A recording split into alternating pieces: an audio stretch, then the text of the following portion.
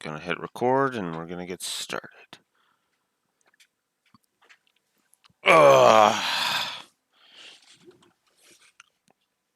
Hey guys, and welcome to the final session of Sacred Stones. In a way, I'm kind of sad that I'm already here, but I mean, it makes sense. Whoops. Wrong volume control. At long last, I have made it. So, yeah. I've kind of been playing this badly, admittedly, the last few times. But I still enjoy this game a great deal. As for how the final score is going to shake out, well, we'll see.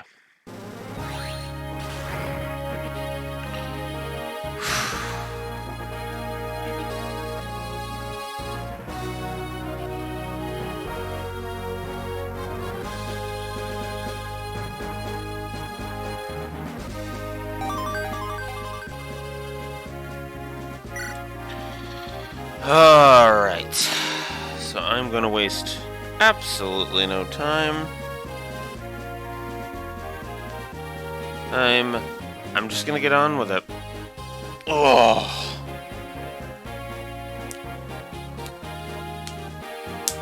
I don't know what else to say at this point. Let's get to it.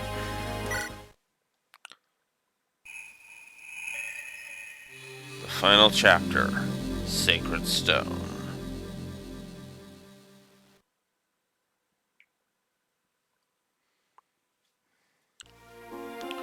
One and a half years ago.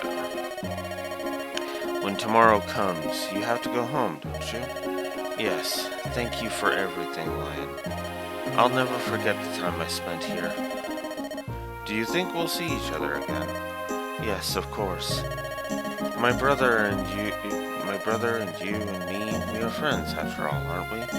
Erica. Yep, you're right. I hope your study of the Sacred Stones is fruitful. I know you'll use the wisdom you glean to make your people happy. Thank you, Erica.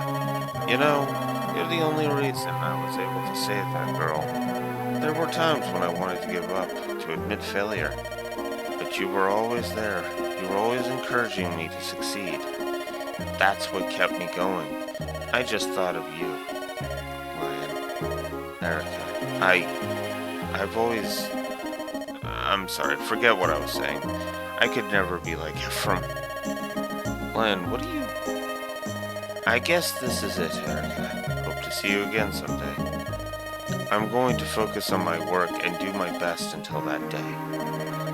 My research will progress, and my discoveries will benefit us all. One day, I will be a prince worthy of you, and I will see you again.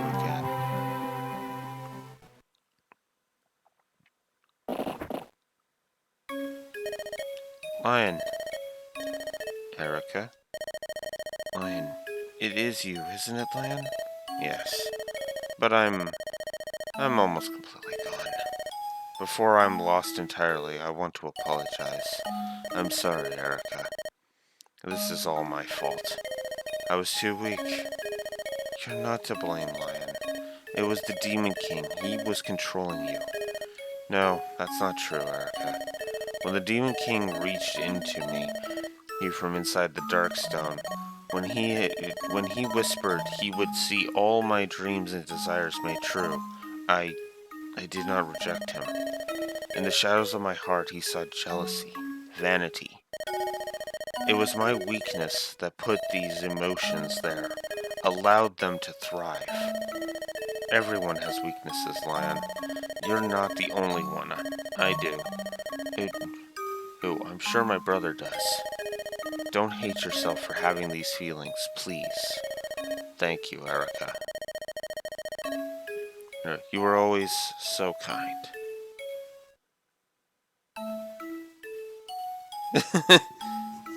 Well, good that you made it, Neko. The Demon King will claim my flesh as a vessel for his resurrection. Before that can happen, I want you to kill me. I'm sorry, Erica. I'm already...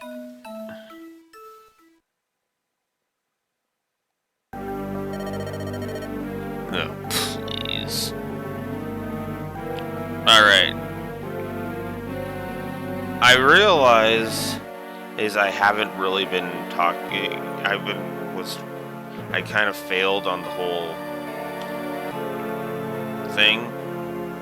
So let's can the horror music for a second, because I want to go to the script.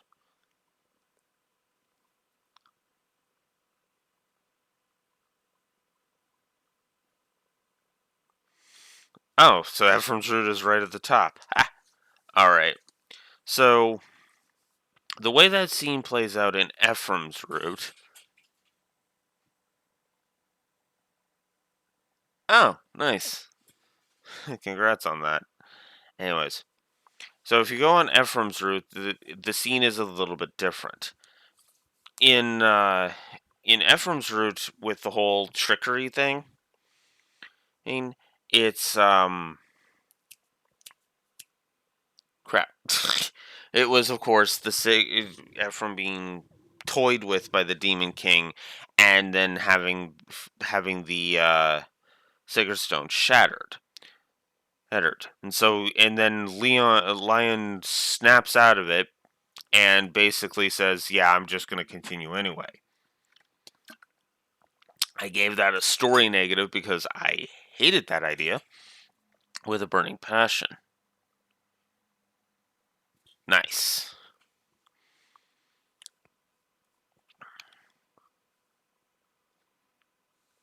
Yes.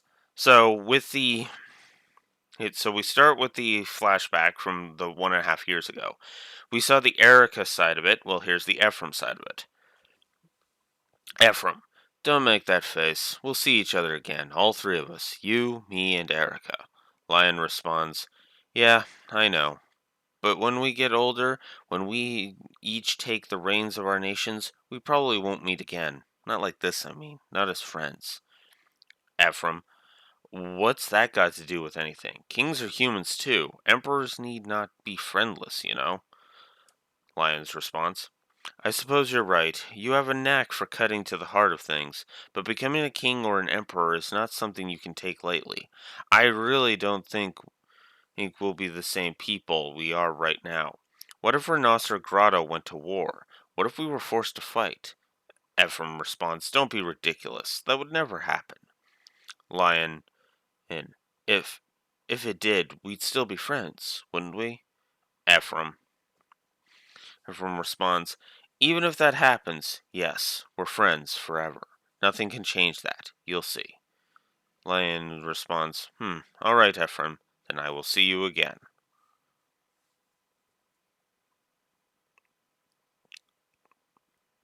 So,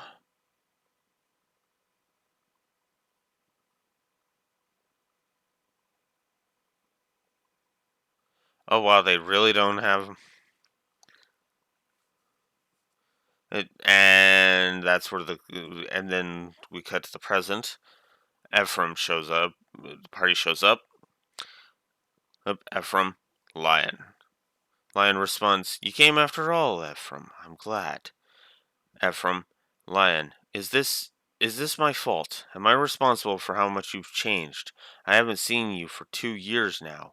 Have you hated me that entire time? Lion responds, no, Ephraim. I was never dishonest. I liked you both. I still do. But I was envious of you too. That's why I desired this. You may not believe me when I tell you this, but even now, after all this, I still consider you a friend. Ephraim responds, Lion, you know that I do too. I spoke the truth to you. I truly thought that we would always be friends. That's why I have to stop you. Lion, in response, of course. Hers, of course, I know. You are Ephraim, after all. You could do no less, my friend. Well, come then, Ephraim. Try and stop me. I will defeat you, and then I will save the people of Grotto. No one No one will stand in my way. That, I don't know, that just seems all too kind of bleh, you know?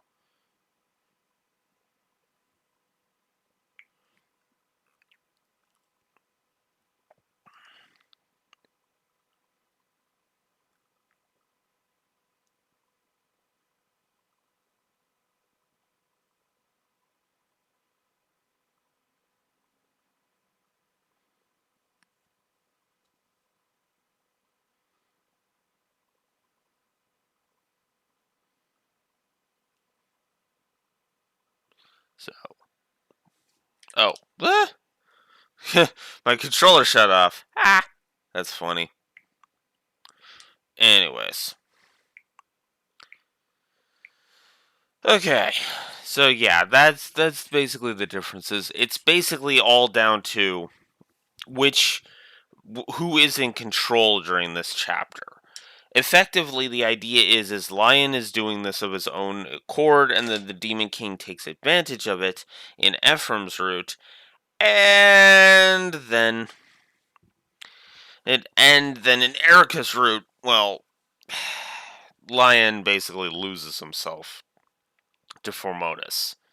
So, oh please, are you done turning your failings into some sad epic of personal tragedy? It's time we started. I have a ritual to complete, and some nuisances to kill. Shut your mouth. I won't allow you to desecrate Lion's body any further. You will not return to this world. I will stop you myself if I must. Ah, is that so? And do you honestly think yourself capable, wench? You once prayed for this fool's salvation. Can you bring yourself to kill him? I can and I will. I made a promise to Lion, and I intend to honor it.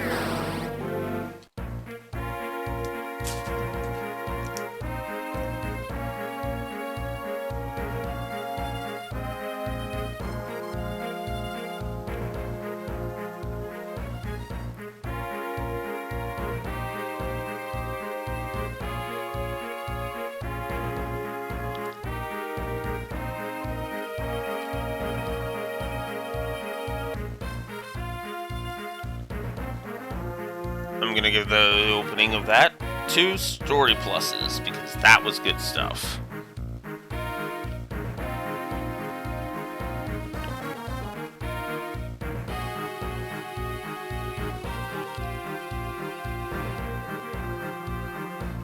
Huh. Alright, so the final battle is now upon us. Marshall, get the hell out of here. Here, Seth, get in here. Alright, so let's do it. Let's bring this to an end. Unfortunately, we did lose Mir, and we did lose, who else did we lose? I'm sure we lost somebody else. I guess we'll find out, but yeah. So, it's unfortunate, but there it is. So, this map looks flippin' annoying. I have only really done this map once, so I don't know exactly how annoying it is. But we'll see how we fare. So, let's begin.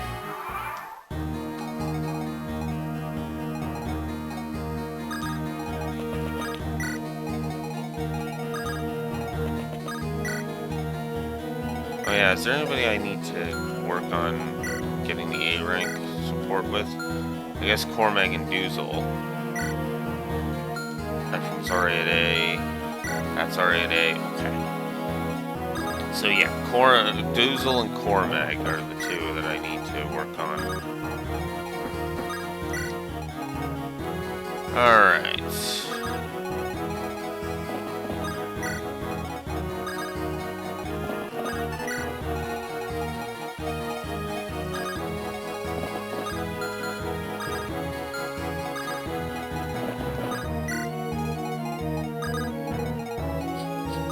Alright.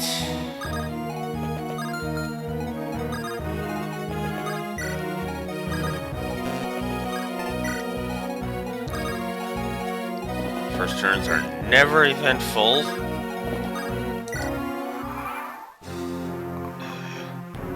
Especially in older Fire Emblems.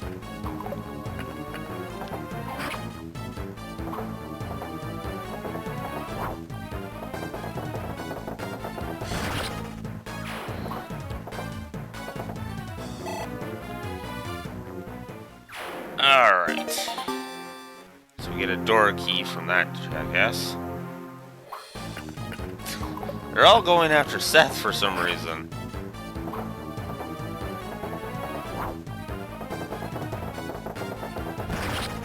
Seth is just is just consistently overkilling him. Killing them. Ah.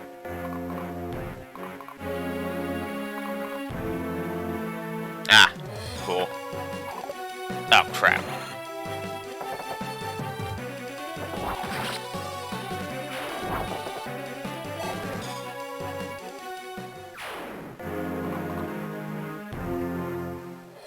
Alright. And, yep.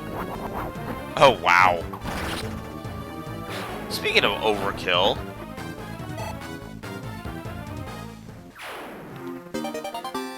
Door key.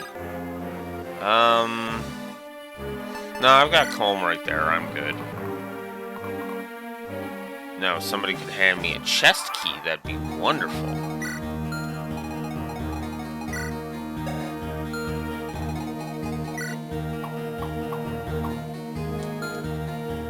You. Okay.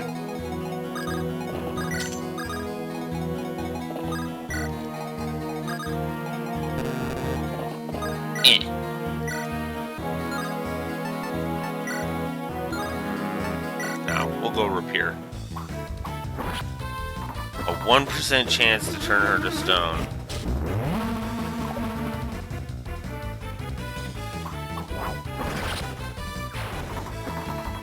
Jesus! This is just the map of... And this is in complete contrast to the previous map, too. That's the dumb part. No, I should do Cormac and Doozle.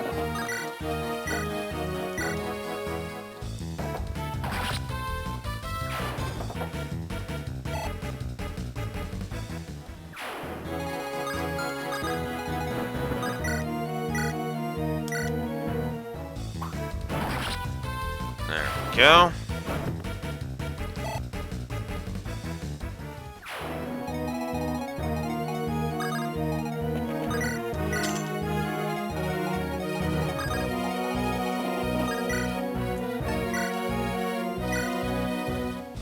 Let's use Regan Leaf because it's the final map. Might as well.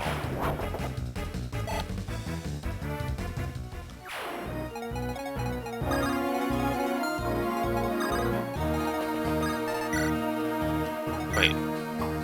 Did I not get you two up? Oh crap, okay.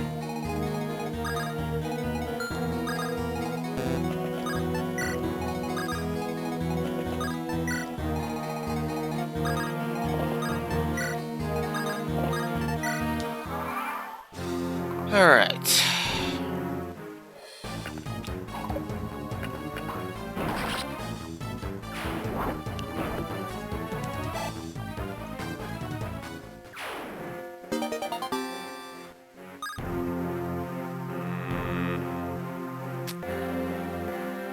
Yeah.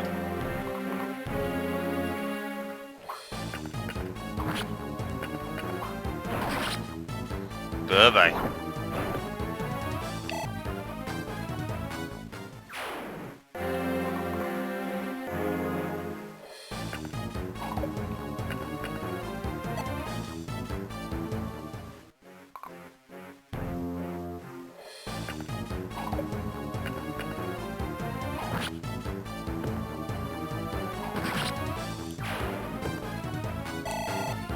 I'd almost argue this is too easy.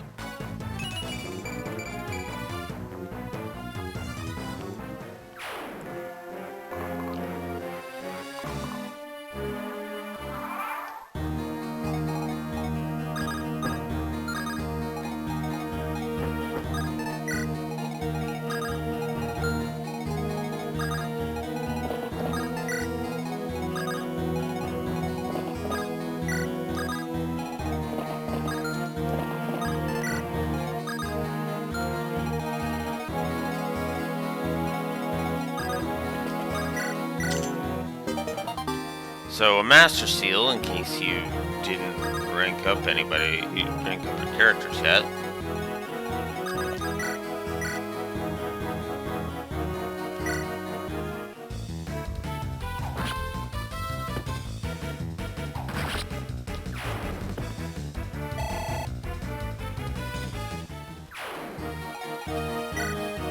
I guess we could just go ahead and just do it for the sake of just having it done.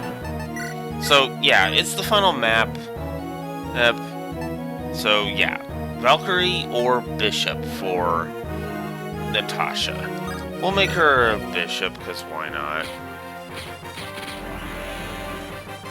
The final class change of the game, ladies and gentlemen. And it's Natasha to Bishop. Yay! Decent stat boost. So there you go.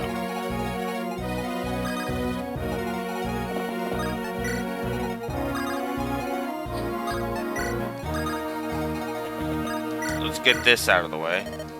Calm. Hi, Marissa. I was thinking about what you were saying the other day. You mean about you not fighting him? Oh, we've seen this.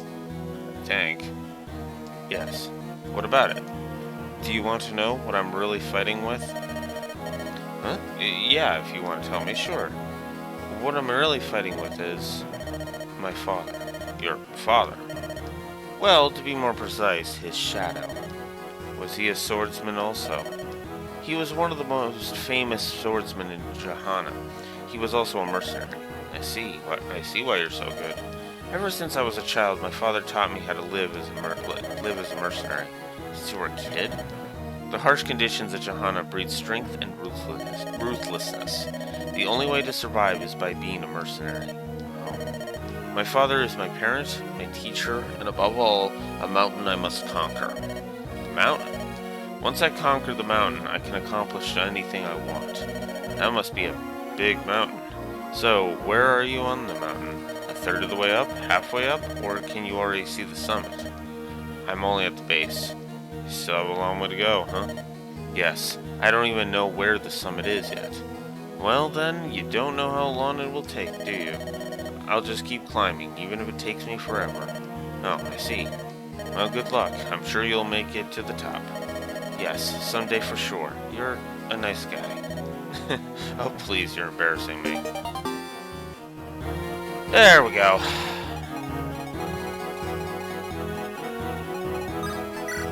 Alright.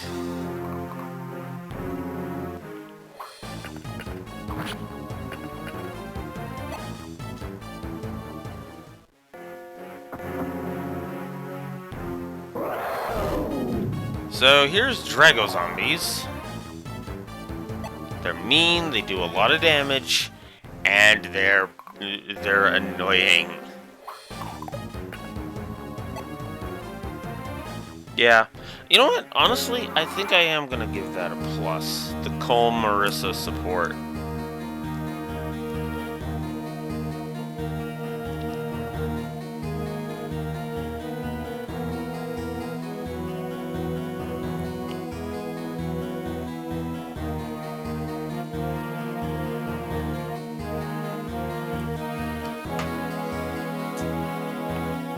So that's nice. That's good.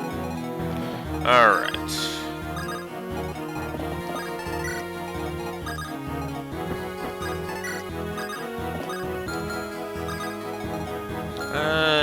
No, I think I better get rid of this bastard if I can.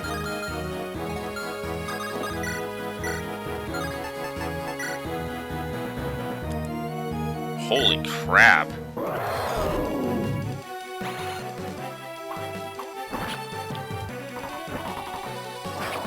Oof.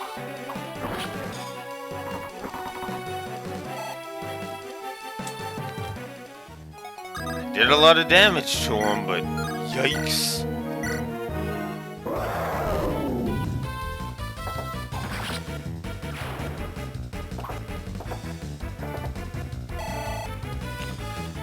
Whew.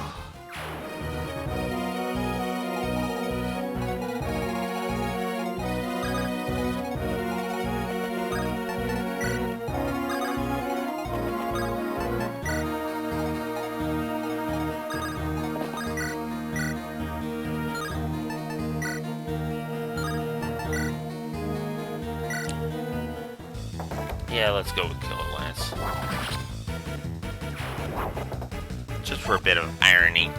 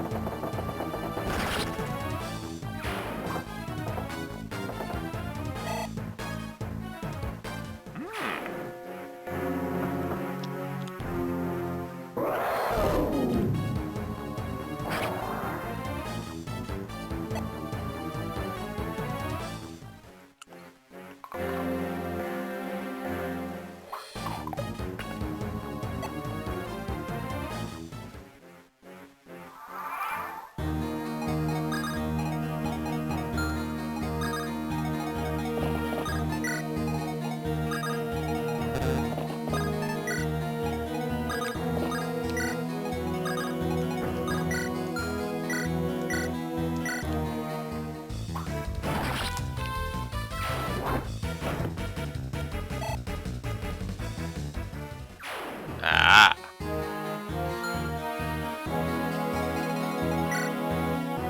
Oh, right. Whoops.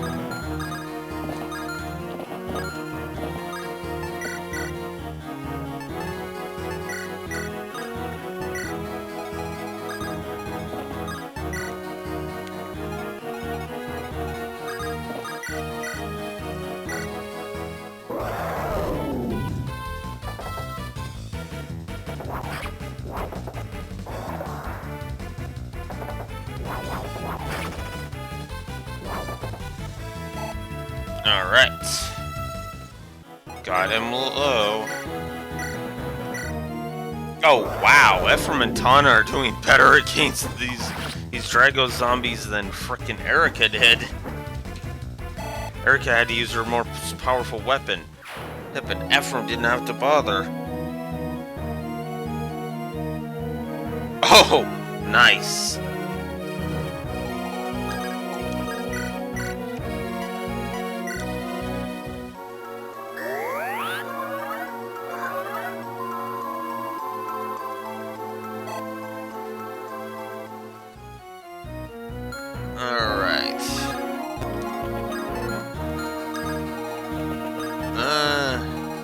I don't really need it.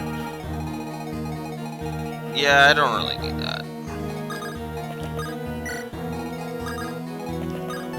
Okay, as weird as this is gonna sound, this map is actually leaning itself towards a gameplay plus, believe it or not. And the reason is actually very simple. This feels like a fair challenge. The only real super dangerous spots are the two Drago zombies. And there's no, so far, there's no obnoxious amounts of reinforcements. Now, watch, now that I've said that, reinforcements are going to start showing up. I just had to open my big mouth, didn't I?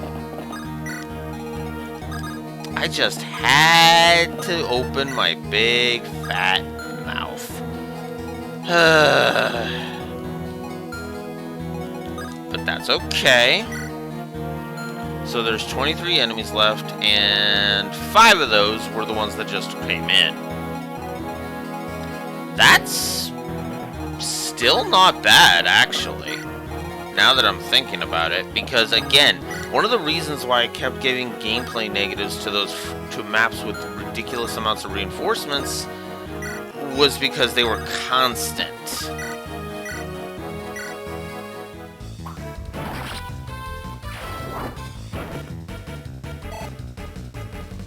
Ah! Nice.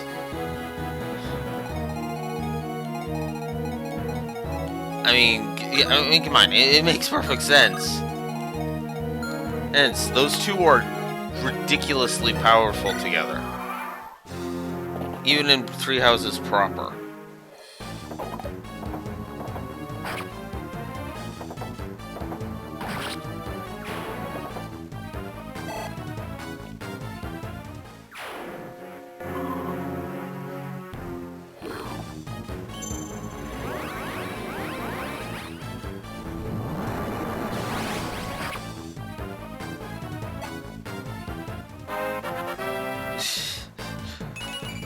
Level Doozle up, giving him HP and strength. Not that he needed more strength, but there it is.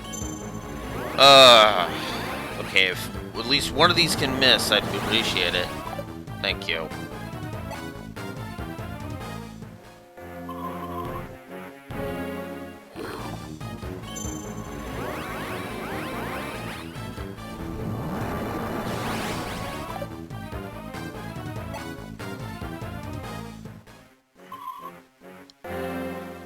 Wow, these things.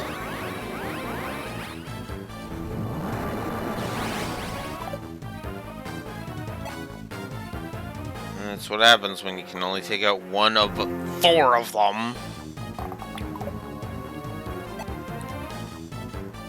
But I know which ones I'm taking out.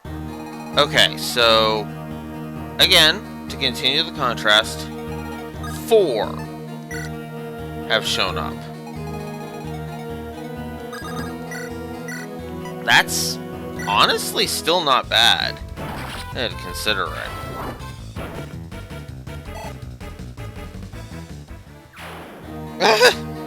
I could believe that.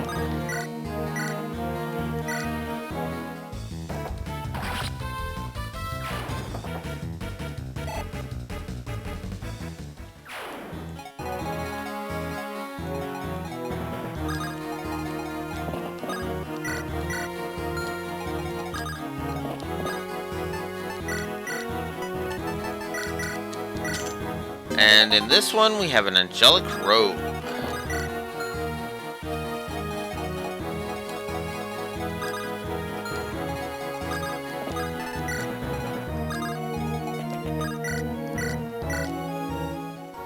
I'm probably going to go ahead and use that on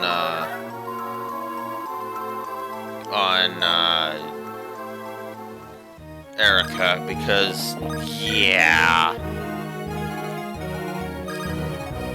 Alright, let's do some damage.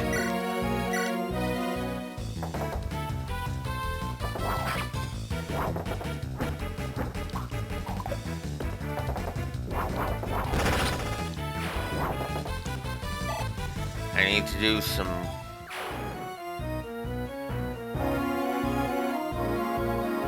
Nice.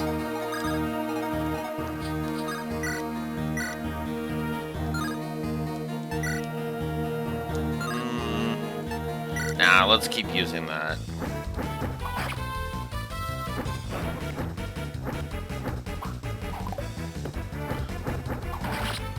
There we go.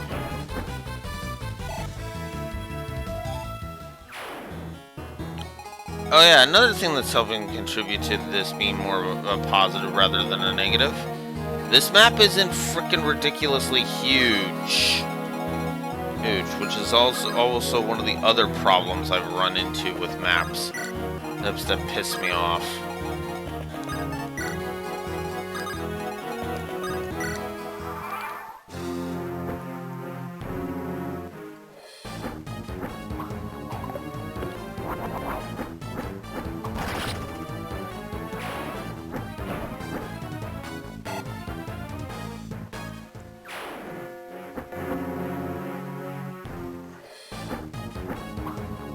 Oh, and the enemy phase is also lending itself to where I'm actually able to deal with a lot of the enemies. Enemies even on the enemy phase. Right? So, I mean, a lot of enemies all the enemies that have attacked me on the left side of the map here are all now gone. That's partially because I've bothered to level some characters, but it's also because all the obnoxious enemies are on this side. And I really should have healed Doozle. I really should have healed Doozle. Oof. Thankfully, the one missed, so I don't have to worry about it. But if I don't heal him on the next turn, then... yeah.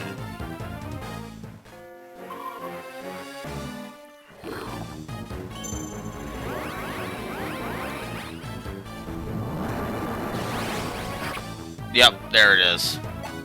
I was gonna say, I mean, I know one of these is gonna hit. My luck is never that good.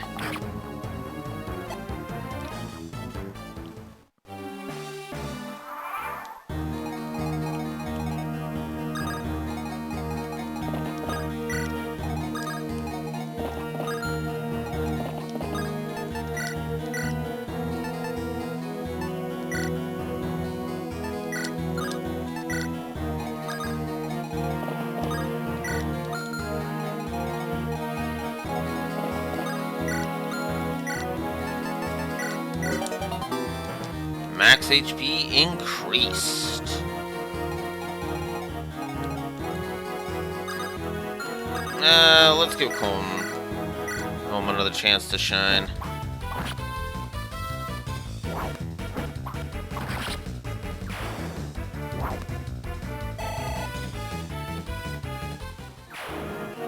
Sure. Sure. What were the others thinking when it hit?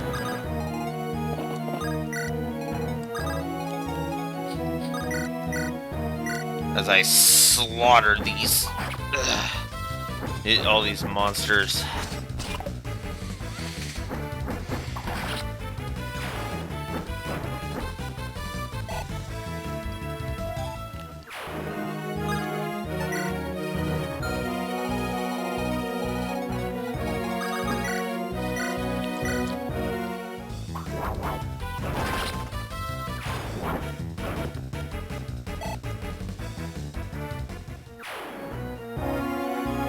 Move as far away as possible. Oh, that makes sense. Oh, jeez. Dorothy and Petra are blowing shit up again. And get out of the range!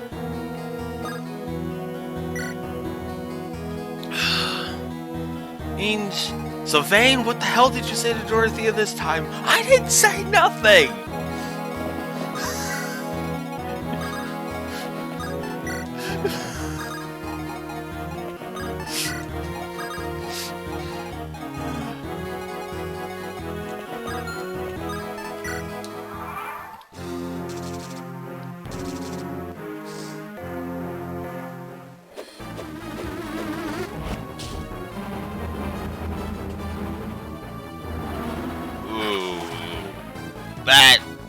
That could be bad. That could be bad.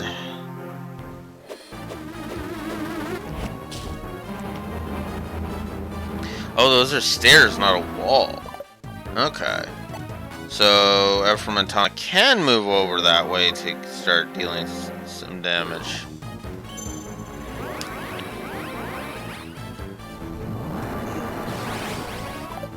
Yeah, I stand behind my decision to get rid of to heal Doozle. Stand behind it 100%.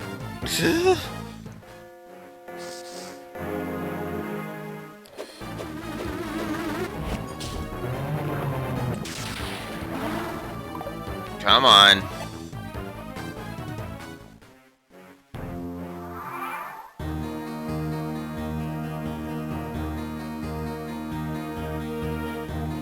Ah.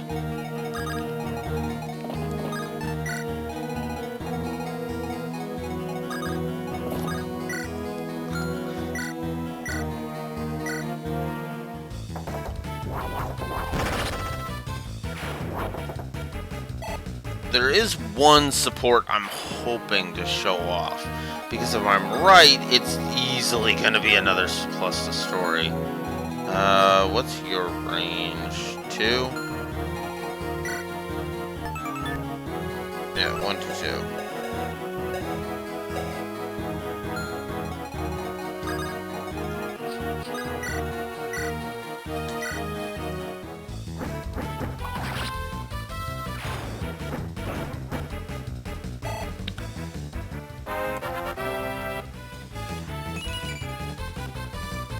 Well, that would also explain why Tana is holding her own so damn well.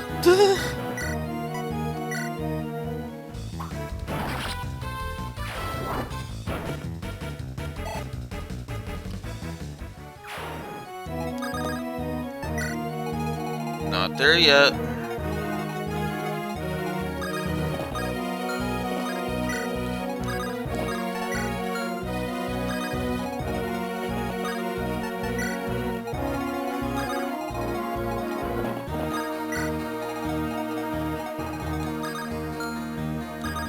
Whoops.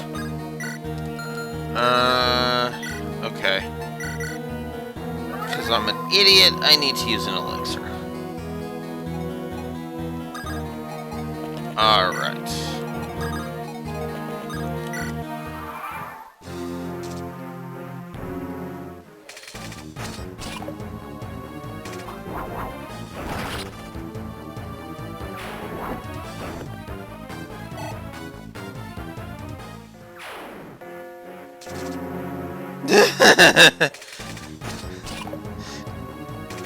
Garrett, what the hell did you say to which one was it? What is the hell? Garrett, what the hell did you say to Kier Gloucester now? No, I didn't say nothing.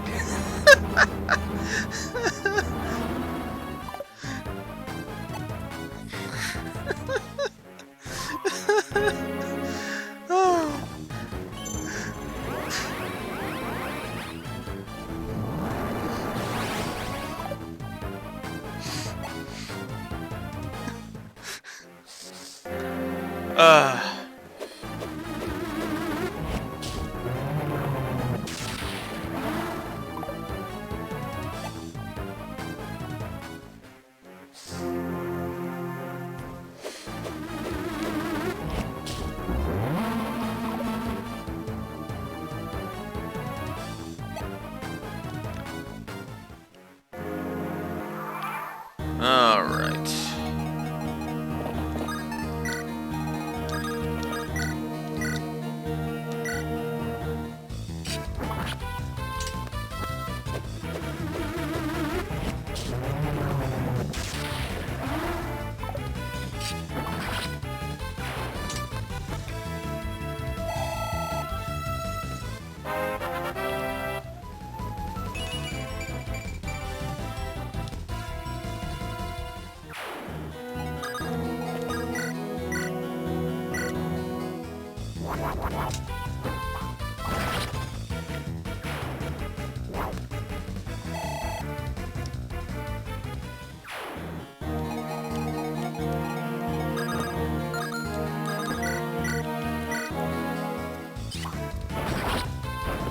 There we go.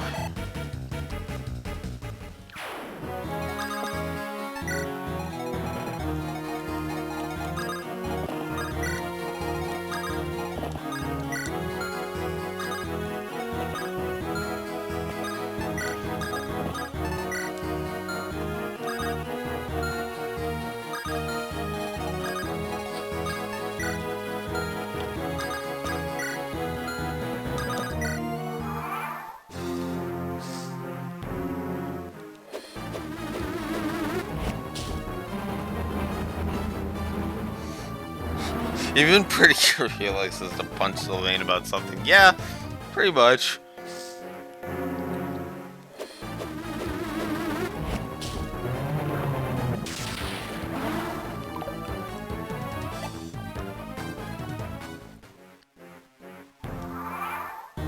Okay. I reduced it down to 6 before those reinforcements showed up. Just pointing it out.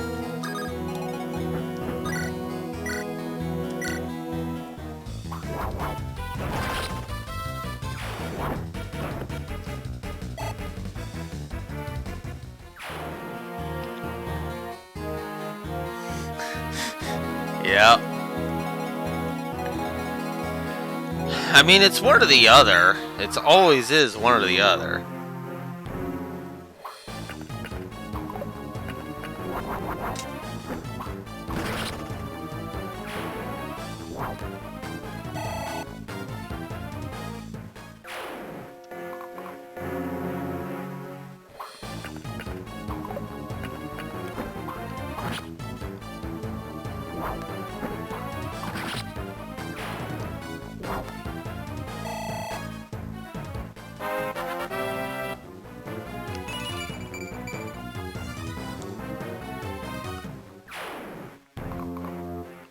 All three of you went after Colm? God damn it. You guys are ruining this for me. I hope you know that.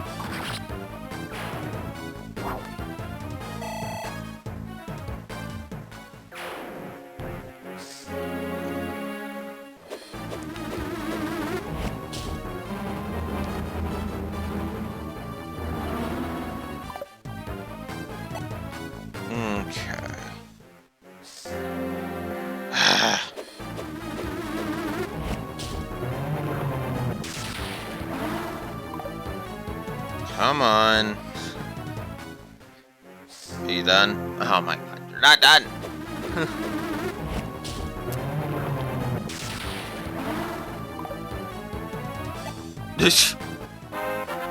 But you did level up Cormac and raised his resistance, so congrats there.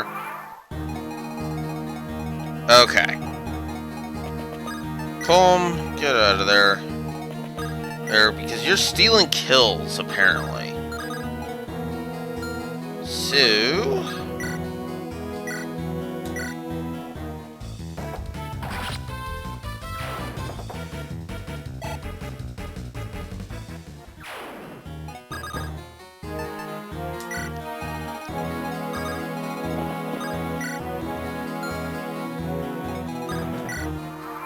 yeah, because I want frickin' Cormac and Doozle to gain support points. That's really what I'm after here.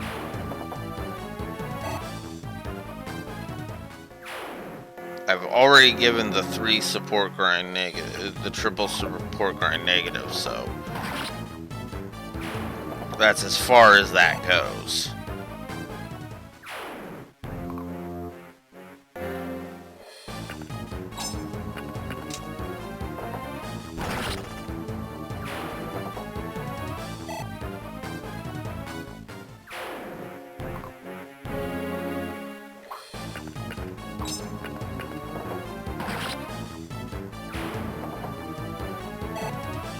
Go. I need to get rid of... I need to get rid of the frickin' shadow shot at one first. Oh, they're both... Oh, stone. Okay. Well... Sheesh. Okay. No.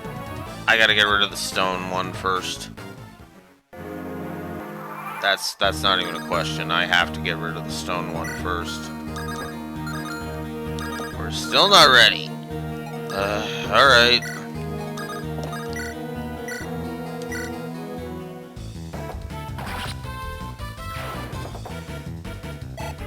I mean, if it's gonna be endless, just those 3 then I'm okay with that.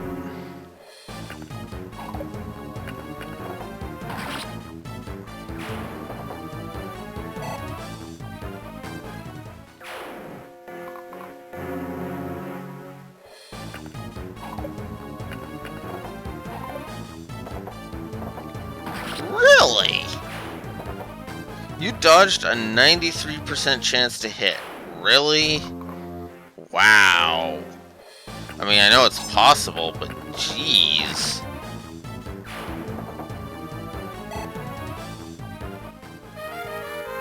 And there goes his silver lance, but that's okay.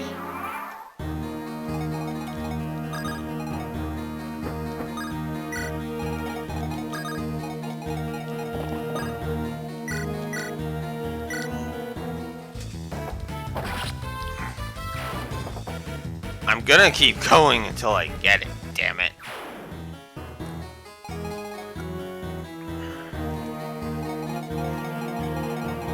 Erica's already in position, and so is Ephraim, so...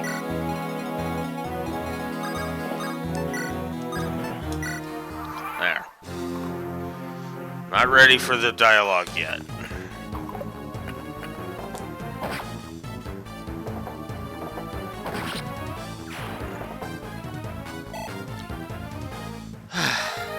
Oh, there goes his silver lax.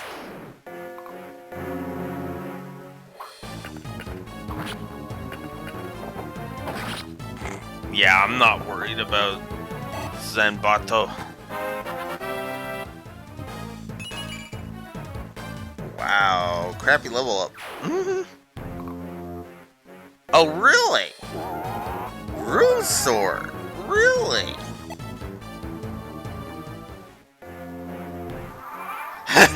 He will support grind on reinforcements, and you cannot stop him. I mean, it's true. Oh my god, and it's controllable reinforcements, no less.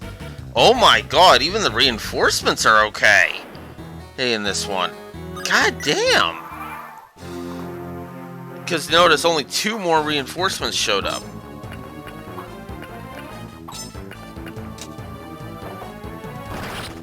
Now that could just be because the dude was on the spot where the reinforcements are supposed to show, but...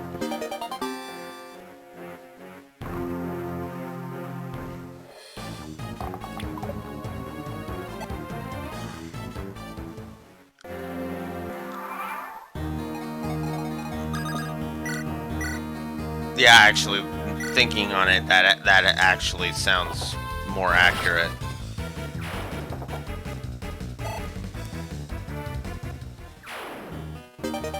$50 gold? Well, that's useless.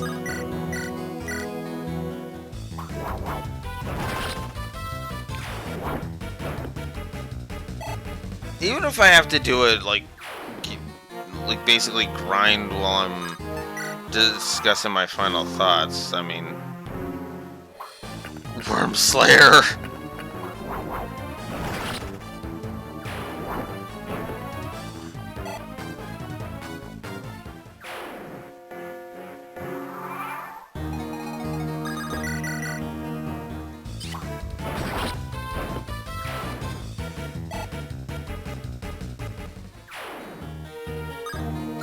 I guess we could check out the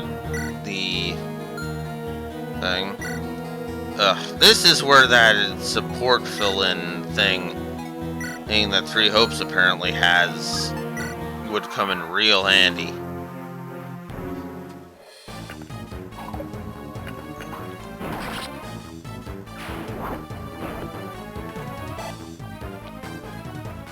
And besides, I do have like 3 hours, so I can keep this going.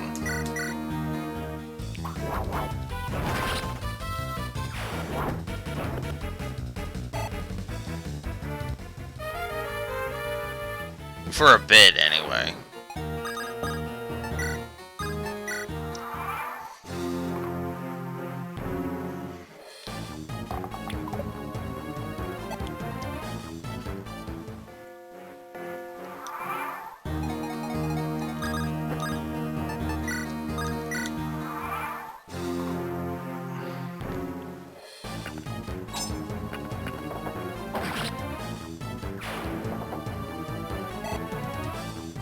Nine days.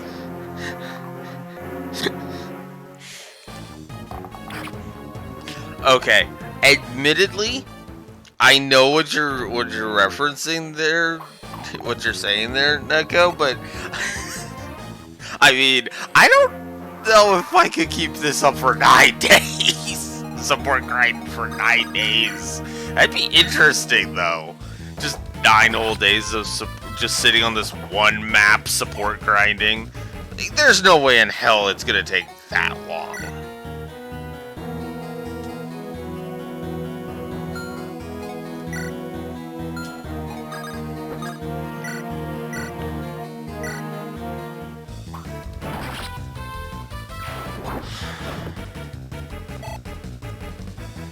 Although, whoop. Actually, I can create a restore point to see something, actually, now that I'm thinking about it. Am I mental? Yes. Yes, but no, I'm doing this for a purpose. I'm not actually restarting the map. I'm actually just checking something. Skip. Skip. Thank you. 2. And with Doozle, 3. That's what I thought. 13%. Alright, back to the actual action.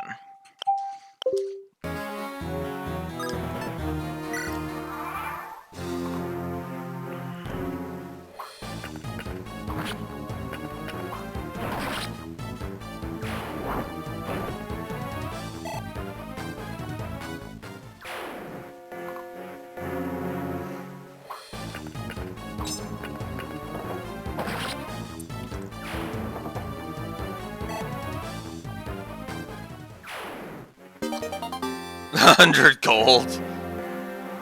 Now, if there was a new game plus, that'd be something.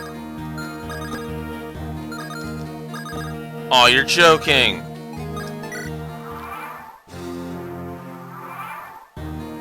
He's out of reinforcements. Oh my god, he is out of reinforcements. Damn. Alright. Yep. Oh, frick. Look at that max HP of his. 73. Oh. And he does a lot of damage. Oof. Zieglin's only going to do 24. With a max of 72. And that's if she gets really lucky.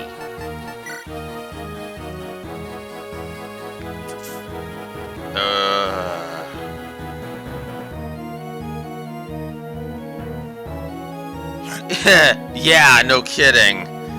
That's actually true too. I would literally run out of resources. Come and face your death. I'm waiting, you miserable fool. Your corpse will make a perfect offering in my resurrection.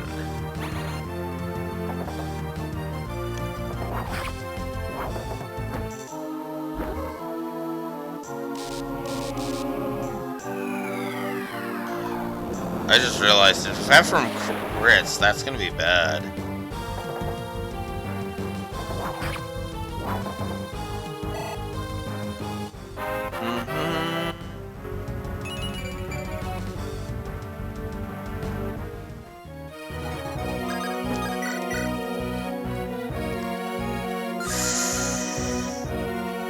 Dang. Really?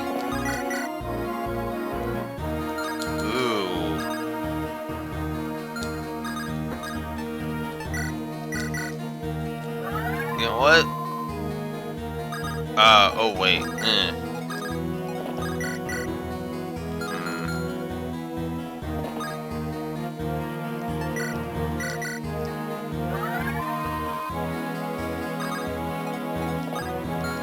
Dang it.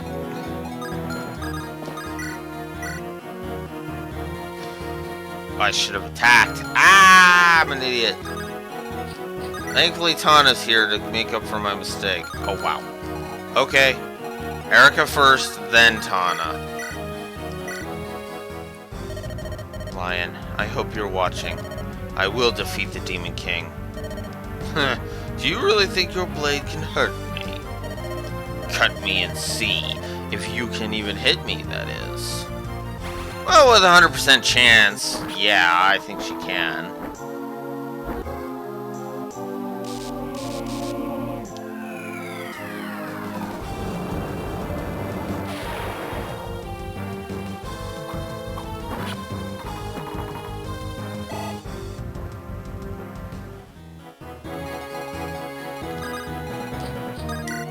And Tana's gonna finish it.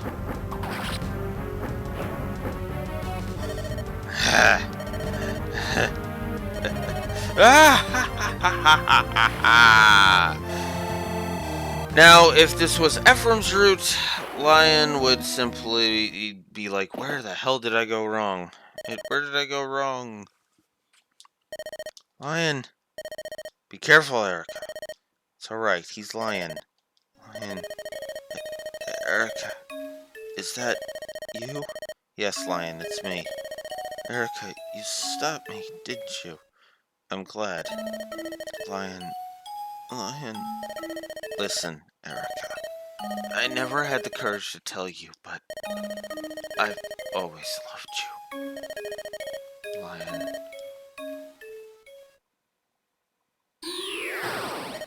What? This... Brother, Lion's body, it's... The time has come. My resurrection is at hand. Now, humans, lament your fate. Weep for the dead. Despair for the living. Wail and tremble in grief. Grovel in awe and fear. I am returned.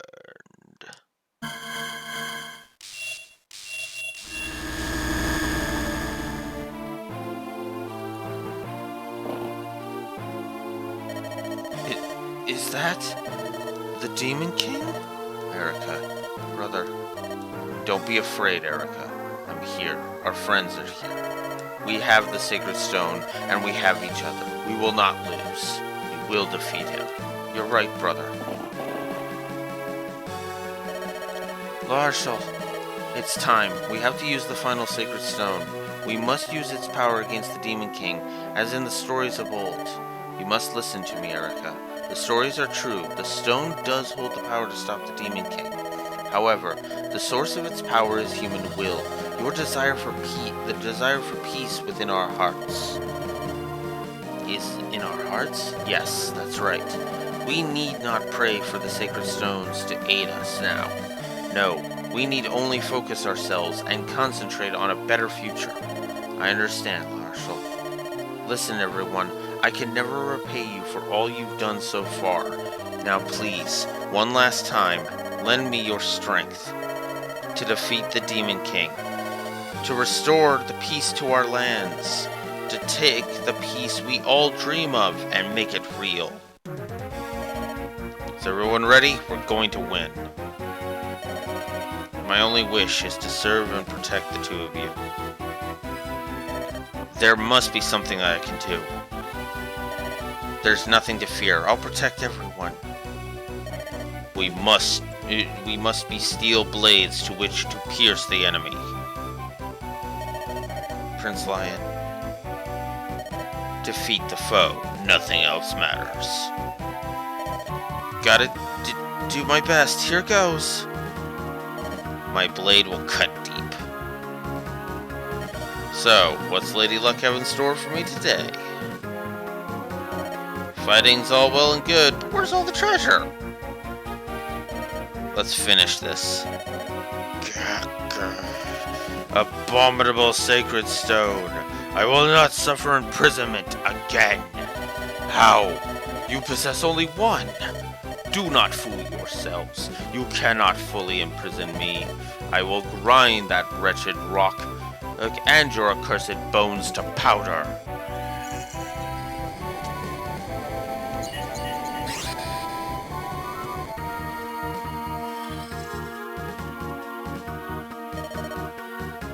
There.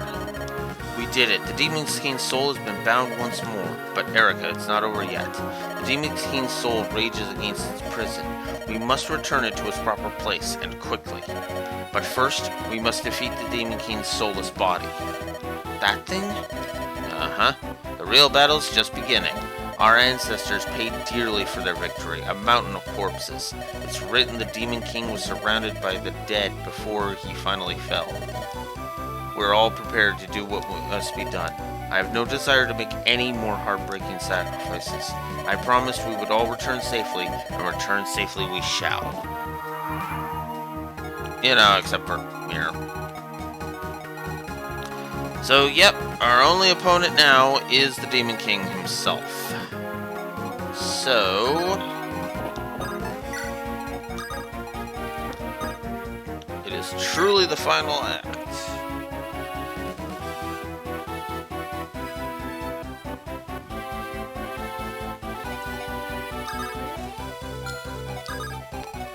Oh, I should also check the... okay. It has the decency to restore your... and to restore your, stats. So, this can be an annoying fight. The reason you can't see his HP is because it's over 100.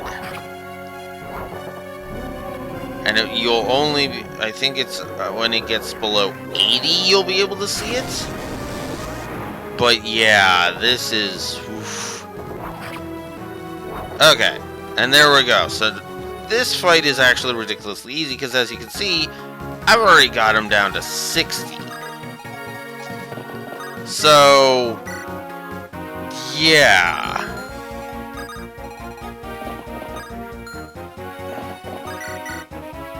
whoa, 0. Zeros? Uh-oh. But therein lies the ultimate rub. He's pretty damn hard to take down. Because as you can see, he takes no damage from like anything other than the legendary weapons.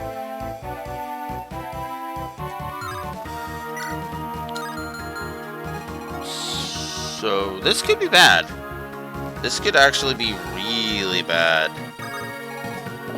Franz can't get up far enough. Tana? Oh, goddamn, Tana, no!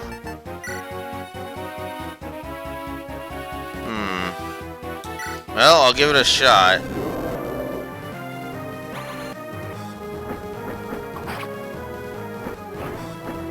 I might have to reload my restore point.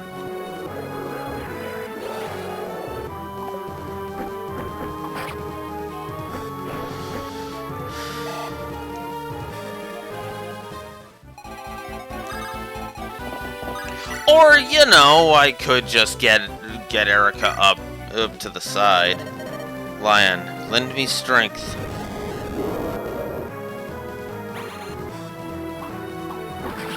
And there it is.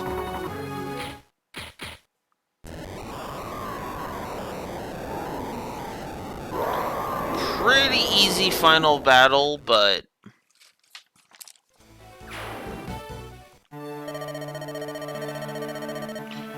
alright, so I'm gonna give the Demon King... I'm gonna give Formotus his resurrection.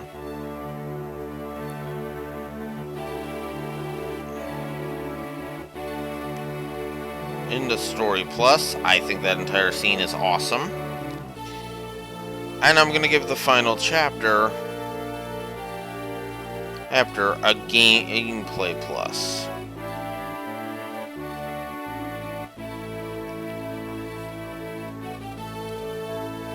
Because that final chapter was awesome. That's it. It's over, isn't it? Yes, evil has been imprisoned, locked away. The legends of old have been mirrored in our actions today. No, we've done far more than the legends ever told. We've destroyed the Demon King's body. He can never come back. That's right, and we have you all to thank for it.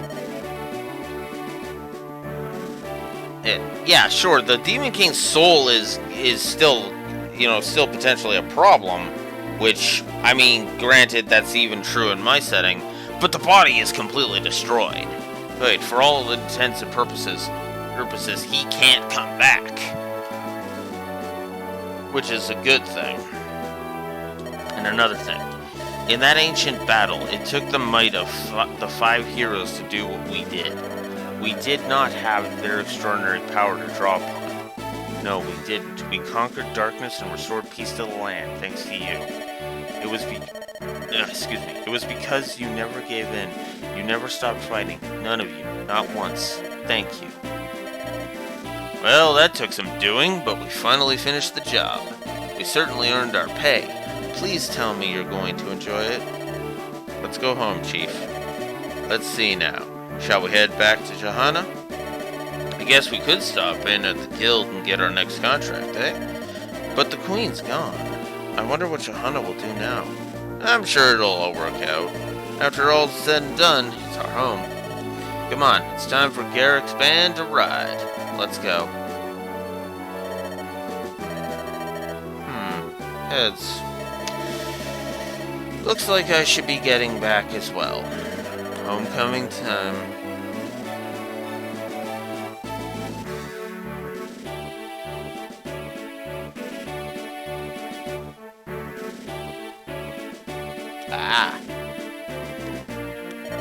It's over, isn't it? The demon that drove Grotto to madness is dead and gone.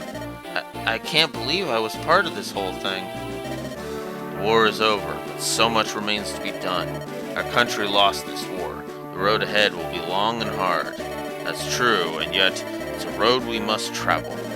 That's the burden survivors must shoulder. Yes, and we must fulfill the dreams of Emperor Fagarde and Prince Lion. Dazla, Ranak, we've done it. Gwahaha! And a job well done it was, Princess Larshall. Phew, it's finally over. So it's about time for me to...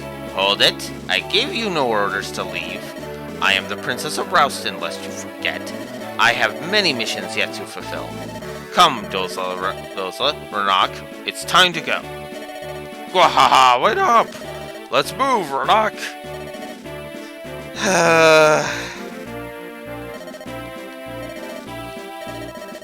Okay, she had to retreat, but yeah. The darkness, it's gone. Yes, that's the end. I guess so. Let's return home, Lady Mia. Our friends and family will be worrying about us. What? Hey, teacher! Where are you going? Wait up, I'm coming with you. You did well, Ross. You're a true warrior, with pride and joy. And you're still the best, Father. That's right. My father's the best warrior in all of Magvale. Bah, I'm glad everyone's so happy, but they better not forget that they won only with our help. Right, Nemi? We all worked together. Wasn't that great, Colm? Hey, don't start crying, please. Oh, glorious light, were you witness to our victory? The foul demon has been purged from the earth. The ancient demon king is as powerful as the scrolls described, and yet, in the end, we were able to defeat him. After all, there's no one better than us. Your continued safety is all that matters to me, Princess Erica. General, oh, Princess Erica, we can finally return to Renas, can't we? Yes, we can go home, all of us, unharmed. I'm exhausted. I'd like nothing more than to laze about a while. Alas, we're not going to have that opportunity, are we, Prince Ephraim? No. The reconstruction of Renas is going to keep us busy. Keep your strength up. I'm going to need you in the days ahead. We'll be beside you through it all. Alright, let's go home. Let's go back to the people who are waiting for us.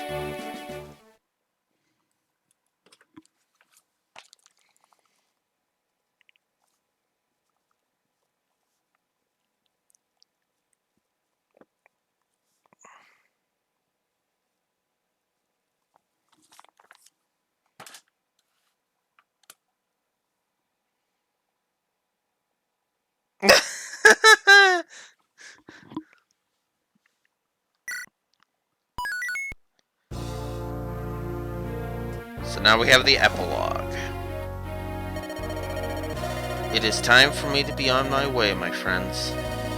As the Princess of Rouston, I still have many duties to perform. Oh, Princess Erica, if it please you, I would be ever so delighted if you joined my tea club. I insist that you come. Oh, say you will, won't you?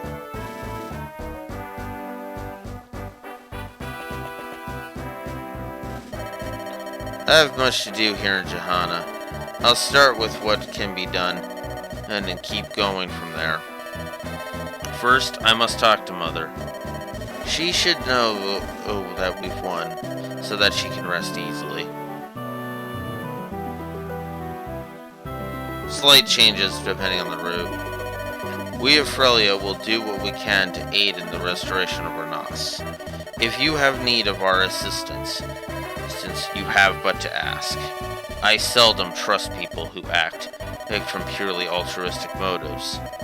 But I'll grant you that friendships are a worthy exception to my distrust.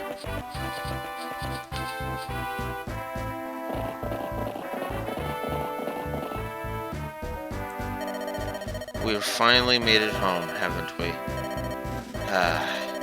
You must be exhausted after the journey. Shall we rest, Erica? That would be nice. But first we must seal this away. This stone banished the Demon King with such power. Or do you suppose we could bring back Father and Lion? That everyone who died in this dreadful war could be... Erica. I know. Such things would be... I cannot wish for such things. No matter how it hurts, or rather, because it hurts, we must learn to accept sorrow. We must take it into our hearts and tame our grief. Erica. Tell me, sister, if Lion were here with us, what do you think he would want? What he would want? Yes. You see, I think I know. It was the reason for his studies. It's why he wanted to know about the sacred stones, or rather, the Fire Emblem. Let's take Lion's dreams and fulfill them in his stead. We can do that, can't we?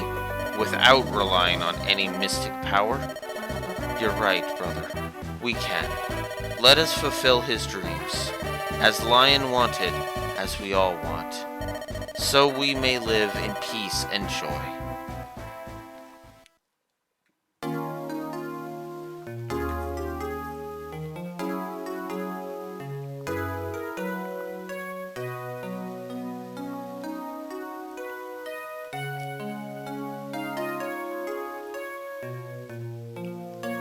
And now we get these cool illustrations. I'm gonna give the Epilogue a Story Plus.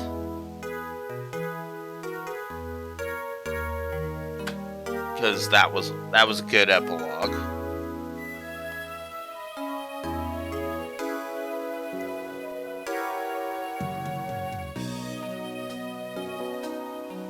So yeah, that was Sacred Stones. I still love this game. I'm not gonna lie, even if the score does not actually dethrone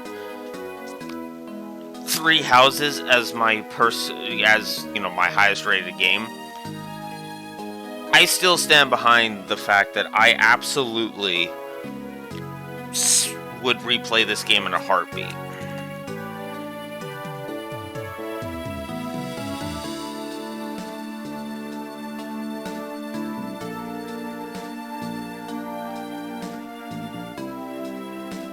Speaking of which, we're just gonna nip that in the butt right now and give a gameplay a positive for replayability, because even as I sit here while these credits roll, I just want to hit reset and go back through this game from the beginning. That's a sign of a replayable game. Admittedly, it is funny that I should probably go back and give a couple of replayability pluses to Three Houses, but because it encourages replayability. But in my opinion, I go by more feel than anything, and I gotta be honest with you, I'd sooner replay Sacred Stones than Three Houses. I know that seems weird because of all the frustrations, but, well... Oh, are you? My name is Lion. That's me, the son of the Emperor. You're Prince Ephraim and Princess Erica. From Renas, aren't you? I heard you were coming, and I've been waiting here all day. I've always wanted... I don't have any friends my own age. So, Prince Ephraim, Princess Erica, what do you say? From now on, let's be friends.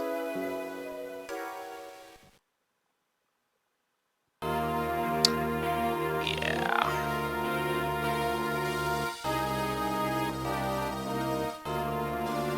I'm still shocked that...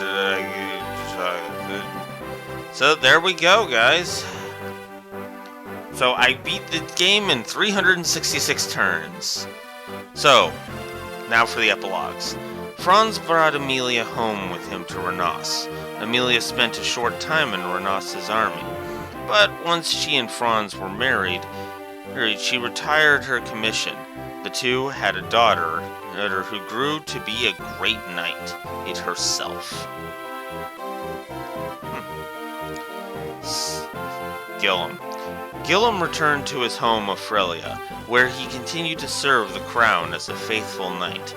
His imposing countenance was said to strike fear in the hearts of even the most arrogant and brash of Frelia's new recruits.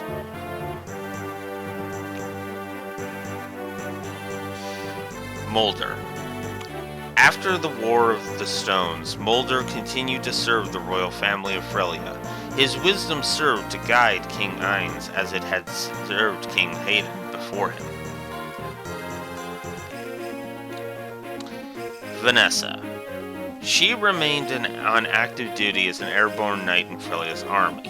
Her beauty and determination became the standard to which her fellow knights aspired. Ross. Yes. He returned to Ide, village of his youth, and helped rebuild it after the bandit attack that brought it to ruin. Years later, he set out on his own to perfect his fighting skill and hone both body and spirit. Garcia. He returned to Ide to help with his reconstruction after the bandit attack. Afterwards, he re-enlisted in the army, serving Renos as a troop leader. His strength, valor, and experience inspired many.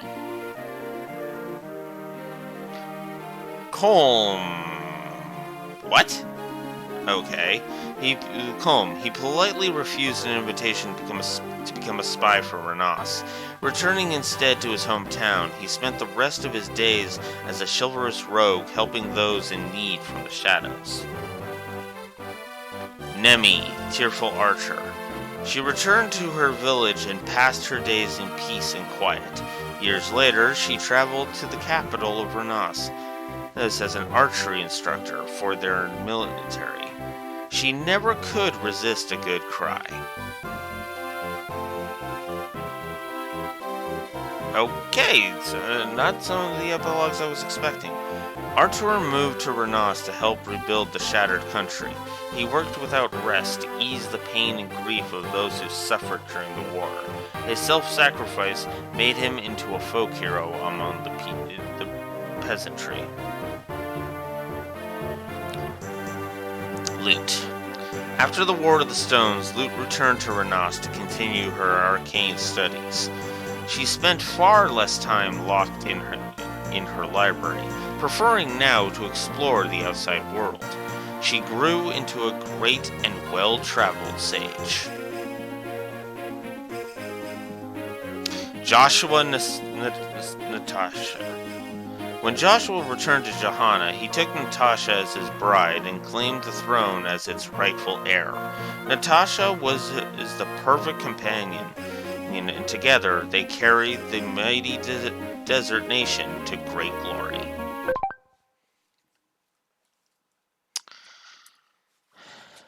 I wanted to read it before I passed judgment, but yes, the Joshua and Natasha epilogue is A+.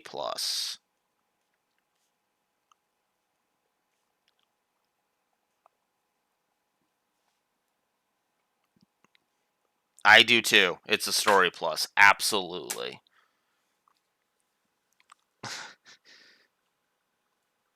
his luck turned around, and he led his kingdom to greatness. And yeah, no, that's all of the yes.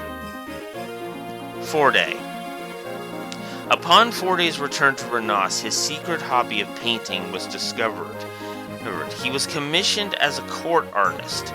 His work grew popular, and his days became so busy that he often regretted his career change. Kyle.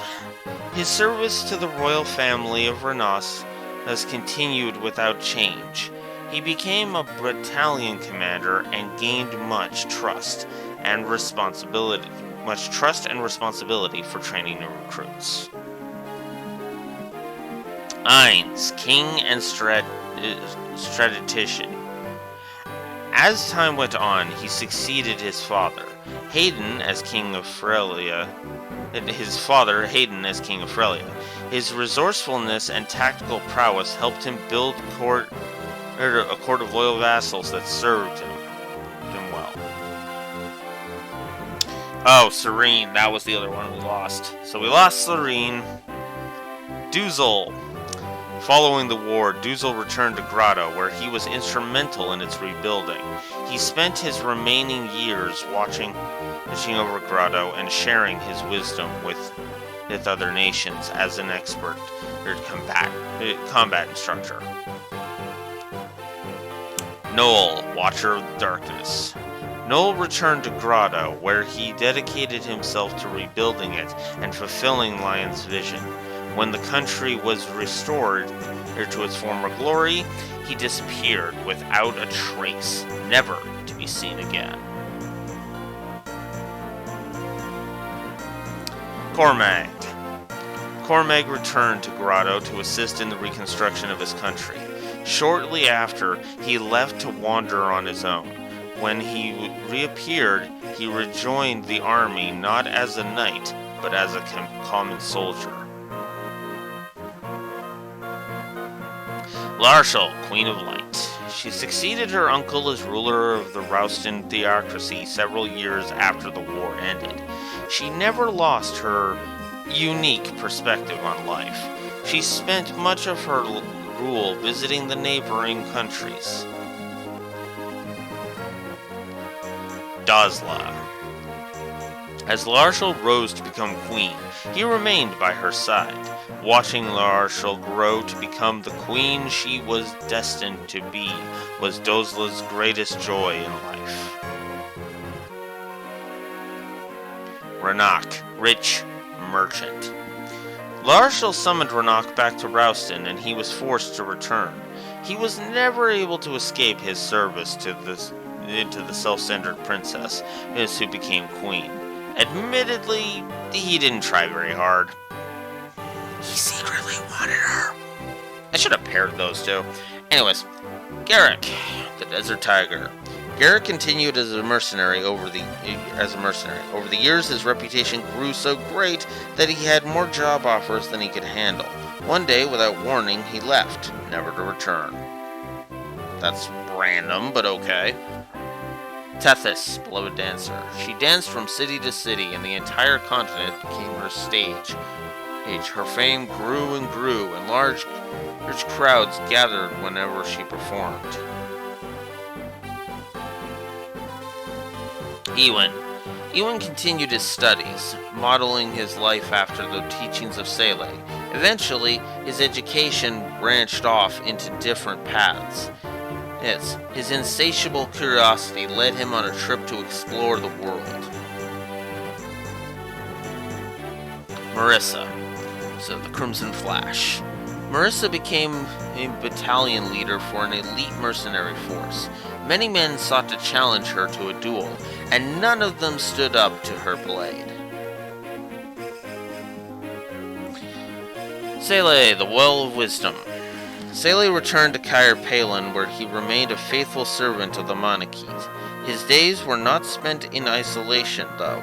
Many of the friends he met during the War of the Stones came to visit his village. Wounded at Darkling Woods, but remained and until the end. Ephraim and Tana. Once Renos was stable again, Ephraim and Tana were wed. Ainz protested vocally, but when he saw how happy Tana was, he gave the marriage his blessings. Renos and Frelia are now bound by blood as well as friendship.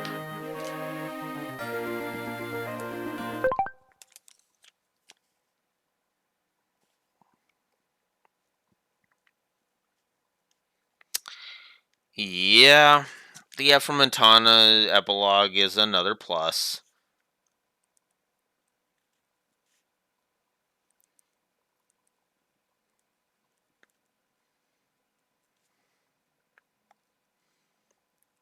Absolutely. I love that one. Ainz even going to... I love that. I love it. It's because it's like Ainz is like, no, I protest. It's this, and then looks at Tana and sees how happy she is, and it's like, screw it. You have my blessing. I love it. It's great. It's great stuff. I'm almost tempted to give that 2, but I don't know. I don't know if I can justify 2. You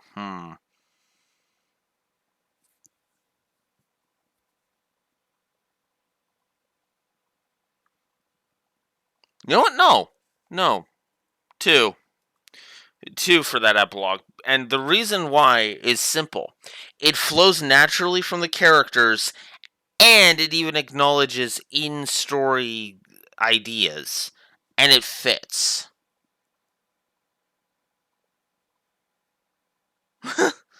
Nice.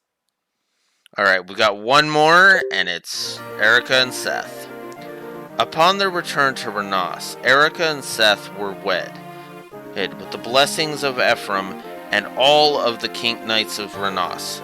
Yes, the tale of the love that grew between a princess and her loyal knight became a beloved romance in Renos.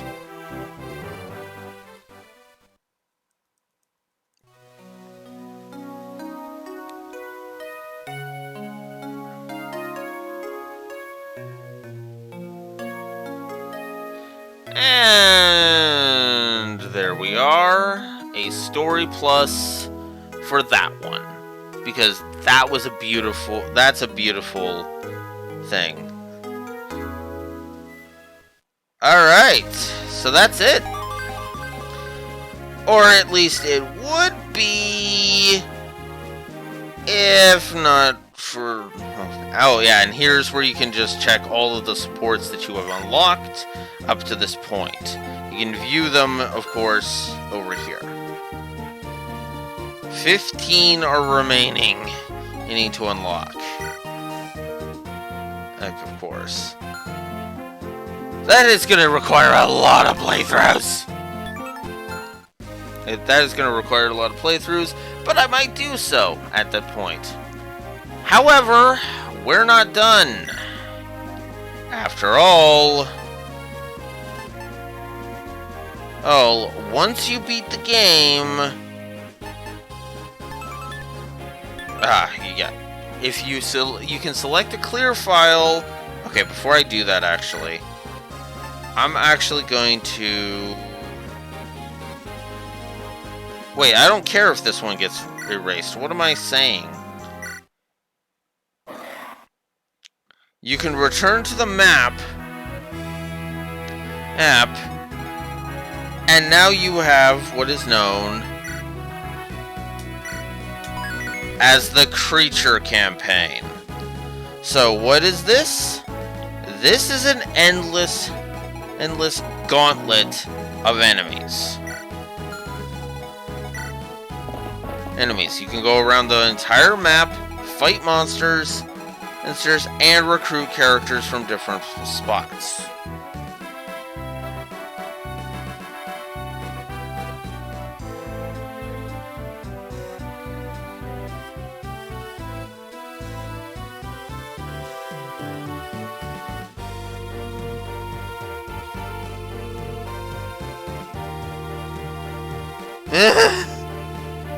Okay.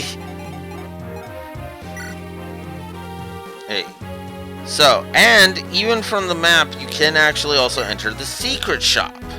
Now, you do still need the membership card, so in order to do that, you kind of need to make sure you have your membership card on you. But you can go ahead and go to the secret shops and buy different things. So, yeah, this is basically how you can continue to gain power. The problem is, well, there's no New Game Plus, and this isn't New Game Plus. So, yet again, this is another thing that I kind of wish had, like, it's a cool bonus mode, but otherwise, there's nothing to this. It's just endless, which is fine, but there's nothing to that. So no, I don't think Increase Your Campaign means anything. I thought it was like a whole other mode you would start. No, it's just go back to the map and fight random battles. It's effectively a pseudo post game, which is okay. Oh, and now we have all of the music. I have the 100% success rate on all the music. Sweet. So, let's go ahead and listen to some music. Some music going while we shift over. And we're gonna finally rate this sucker. Because, yeah, that's it. I'm not giving Creature Campaign a plus, but I'm also not going to give it a negative, as it is literally just try out different characters. It's effectively just an endless thing, with the only things available to you being the whatchamacallit. So I'm actually going to shift my camera over.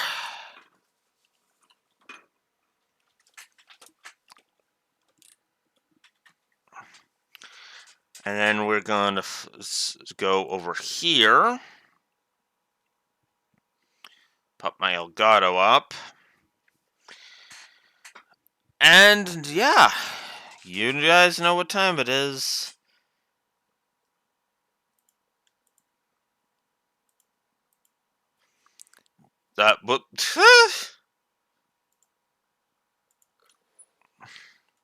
Gameplay is not going to be anywhere near that high, and story is definitely not going to be that high. I'd love it if it would, but it won't. So, now that we've gotten through all that,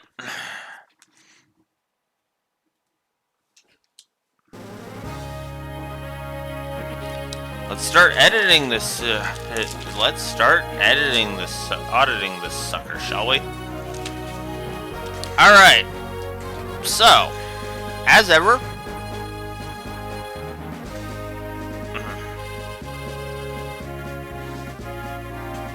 yeah, there we go. Sorry, just doing my webcam. All right, so let us begin. The intro. So, first story plus the intro. I love the showcasing of the characters. I love that it kind of sets the tone. We could say this in terms of the intro and the, both the intro pre-title thing and for just the intro in general, which I would argue is basically the prologue. Great stuff. And really sets things up. Volter got a story plus. He was a good villain with some great. He was the kind of evil that I like.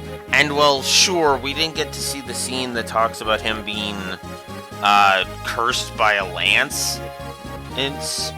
he was still a great villain, which is hilarious because the only reason I'm talking about Volter first is because, well, he's first in my notes because he showed up first. I mean, granted, Erica showed up, but I didn't write her. I wrote Volter first. Erica, favorite lord in the series. Need I say more? Honestly, Erica. Okay, here's the thing. Erica is, god damn it, is a desk bump. Erica is effectively what I look for in a character. She's kind, she's compassionate, yes, she's naive, but she's not stupid. It's a lack of experience, not stupidity, right? I mean, for God's sakes, we'll be getting to a plus later that demonstrates this wholeheartedly. And I also like that it feels like there's a good reason why she would command so much respect. And Seth. Need I say more? Really? Seth was just a great companion, always there. Was always loyal, but he was also willing to be the voice of reason more often than not. It wasn't just blind loyalty. In fact, the more I'm saying this out loud, the more I'm like, yeah, no, 2 pluses. And while I'm at it, 2 pluses for the next character. So, yeah, 2 pluses to Seth because all of the yes. So 7. It should be 7 right now. 7. Yes, okay. Next up, Tana, which upon further reflection I am giving 2 pluses to 2 pluses for. Tana was just engaging no matter what route she was in, and I love the friendship she has with Erica. I mean, there's a reason why I just immediately gravitated towards the idea of the Tana and Ephraim and Epilogue. You know, because it just fit. And it was just like, yes, that kind of friendship and loyalty should be rewarded. Next up, Franz got a plus. Franz was kind of interesting in that he was a rookie knight that just worked. Worked for what he was.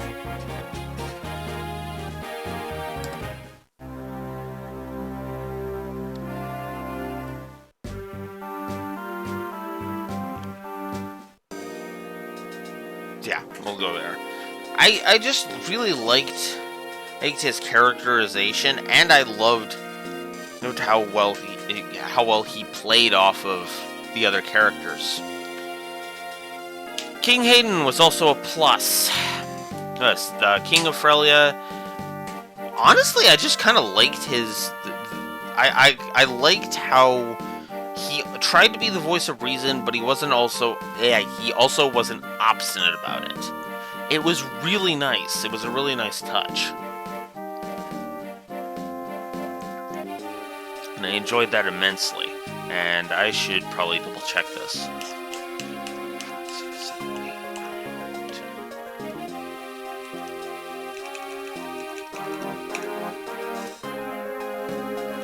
So we're there. No, we're not even. We're only like we're not even halfway down my first page of notes, by the way. And we're already there. I like this game, what can I say?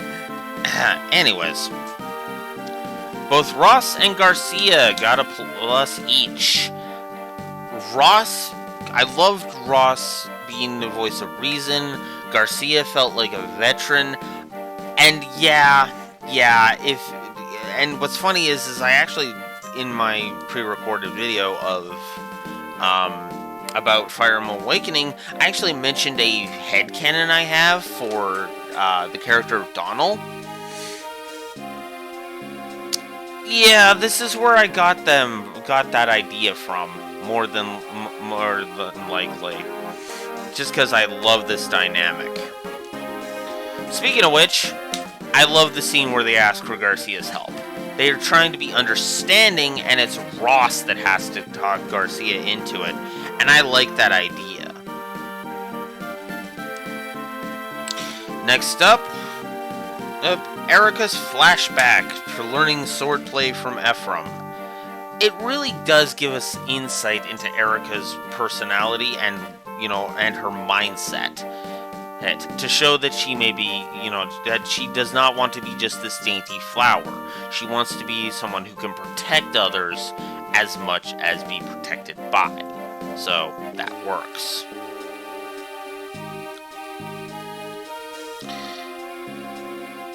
Nemi.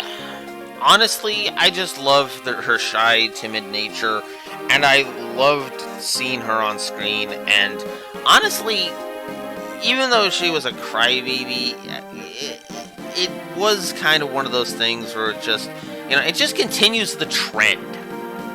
It just continues the trend we've been having, apparently, during this Road to Three Hopes. As she is another archer that's in desperate need of a hug.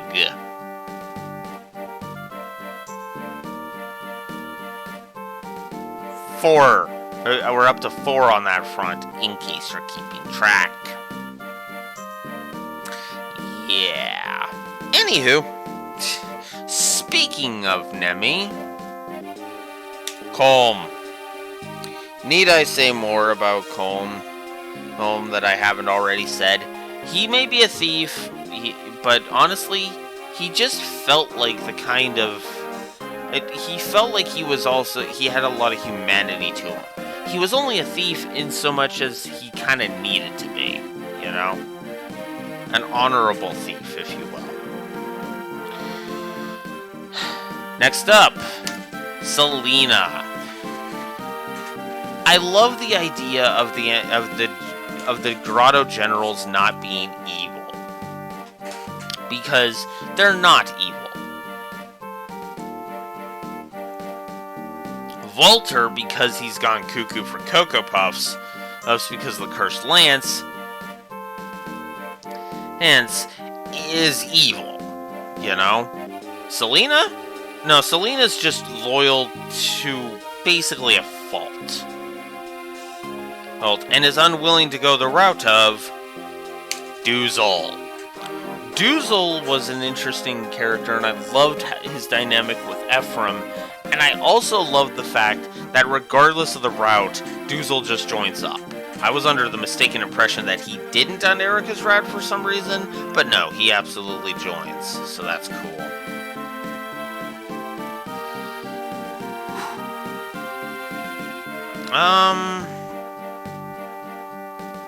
You know what? Upon further reflection, I'm actually going to add a couple of pluses here. Pluses here, speaking while we're talking about the antagonists. Glenn. I don't know what it was about Glenn that made me like him, but honestly, the more I thought about it, the more I was like, no, that tracks. I love the dynamic. I love the fact that he is the voice of reason for his brother. And I like that he also sees through Volter's bullshit just instantaneously. Love it. Calic.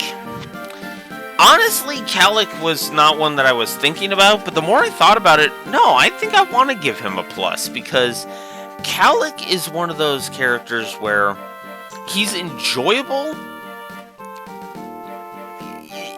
in the sense of I never wanted him off the screen. By contrast of Reeve, who I wanted him to go away because he was such a nothing character.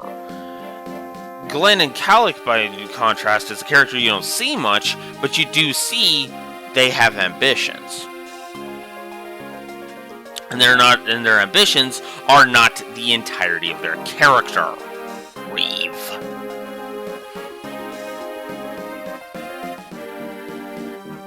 Next up, switching back over to the heroes after I clean up the HUD.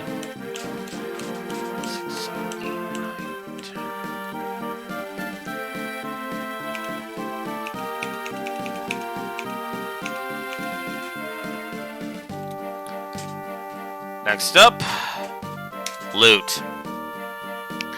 I love loot. Dude, I mentioned this during my multiplayer stream with... there are too many enjoyable characters to take ourselves. You can never have too many enjoyable characters as far as I'm concerned. I mean, 3 houses. How many freaking characters are there in 3 houses that were just super enjoyable? You know, like 30 of them you can recruit.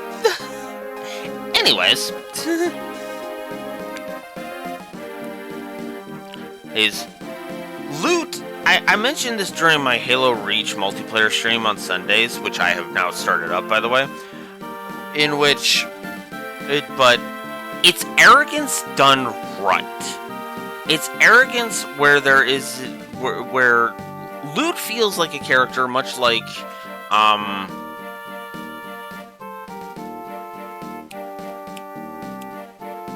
fuck, what is her name?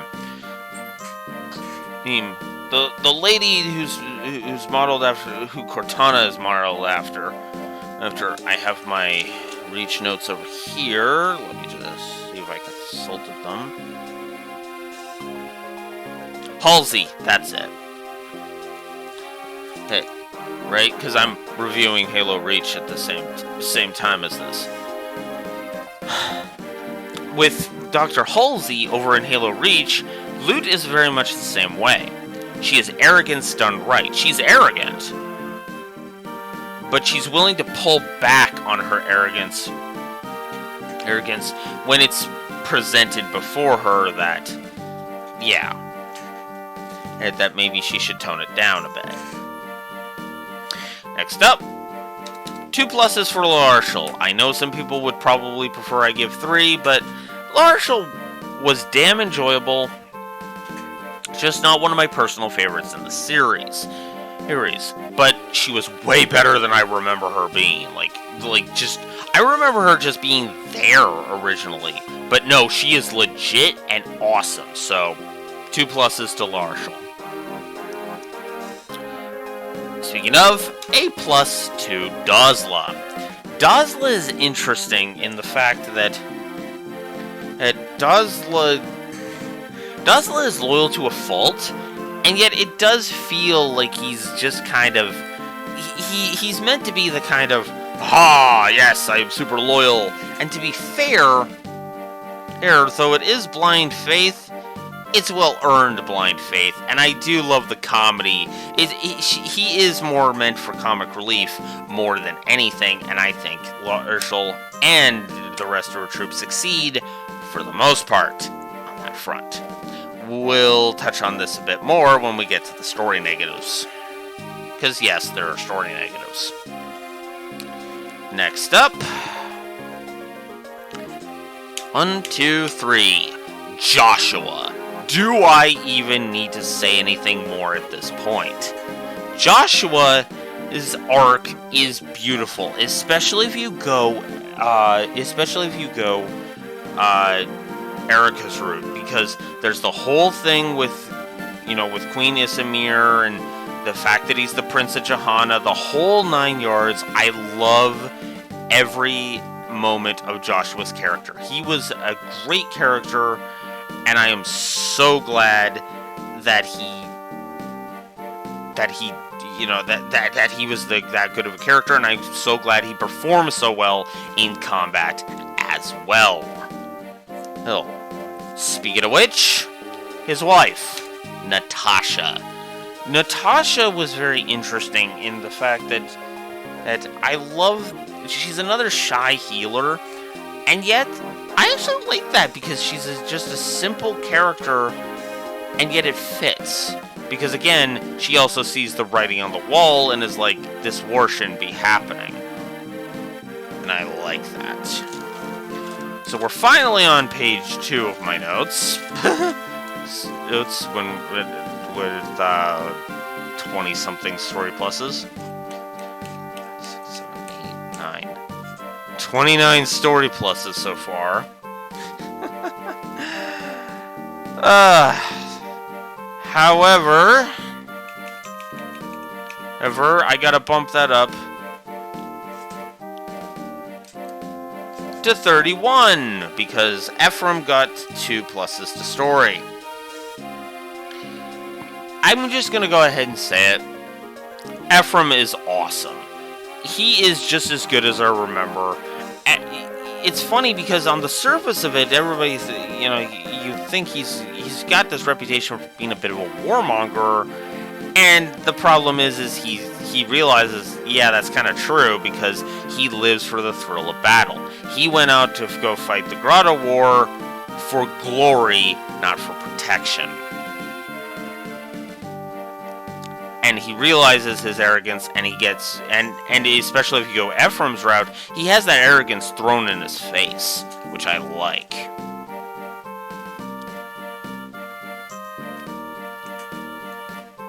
The scene where Ephraim is cornered, speaking of which, love that. I've caught you, Ephraim. Yeah, but I don't pick fights I cannot win. I love that dynamic. I love all of that. It's great stuff.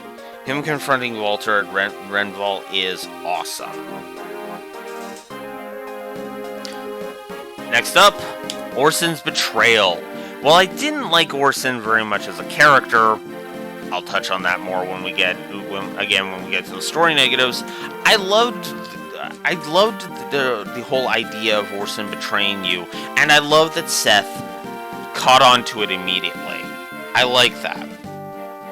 It was a great... It was such a great thing. I loved it. All of the yes. Next up, another character plus. Ainz. Ainz... I don't know what else to say. Ainz is one of those characters where, again, he feels like he's a bit on the arrogant side, and while he doesn't really have that arrogance thrown in his face, there's more than just the arrogance. Yes, the arrogance is what you see, but the arrogance hides his altruistic self. It hides the fact that he cares, There's a scene we'll get to a bit later that will actually emphasize this even more. Next up, Erica and Ephraim reuniting in Chapter 8. I love that scene if you talk to them. It's a great scene, and I absolutely love the fact. I honestly love the bond that they share.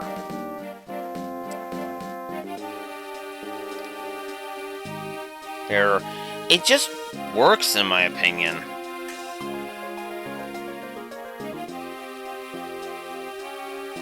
And it just really is kind of an awesome dynamic.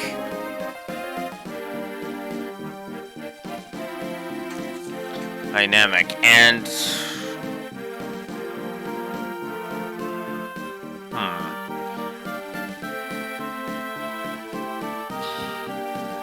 I'm sorry.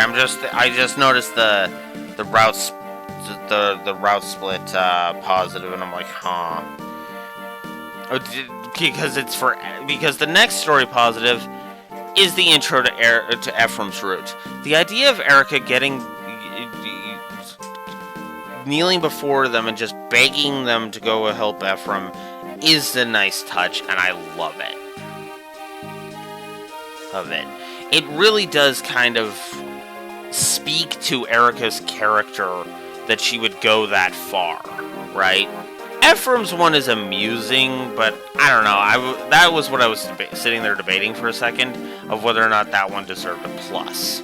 The whole telling Kyle and Forday to go away, go help my sister, that whole thing.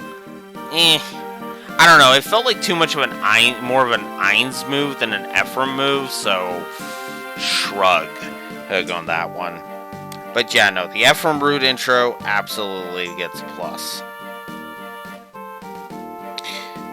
Amelia's recruitment in Ephraim's route.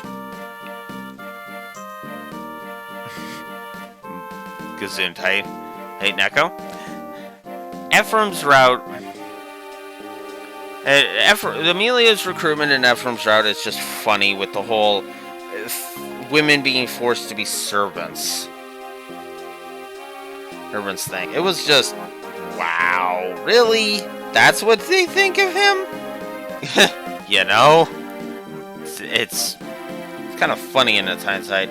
Next up, 2 pluses for Joshua and Natasha's support. I love this support conversation. It's a great dynamic. It's fitting, and it just works even well, right? Which is funny because Johanna's fate kind of was determined by Natasha winning a coin flip. Kind of interesting to be in hindsight.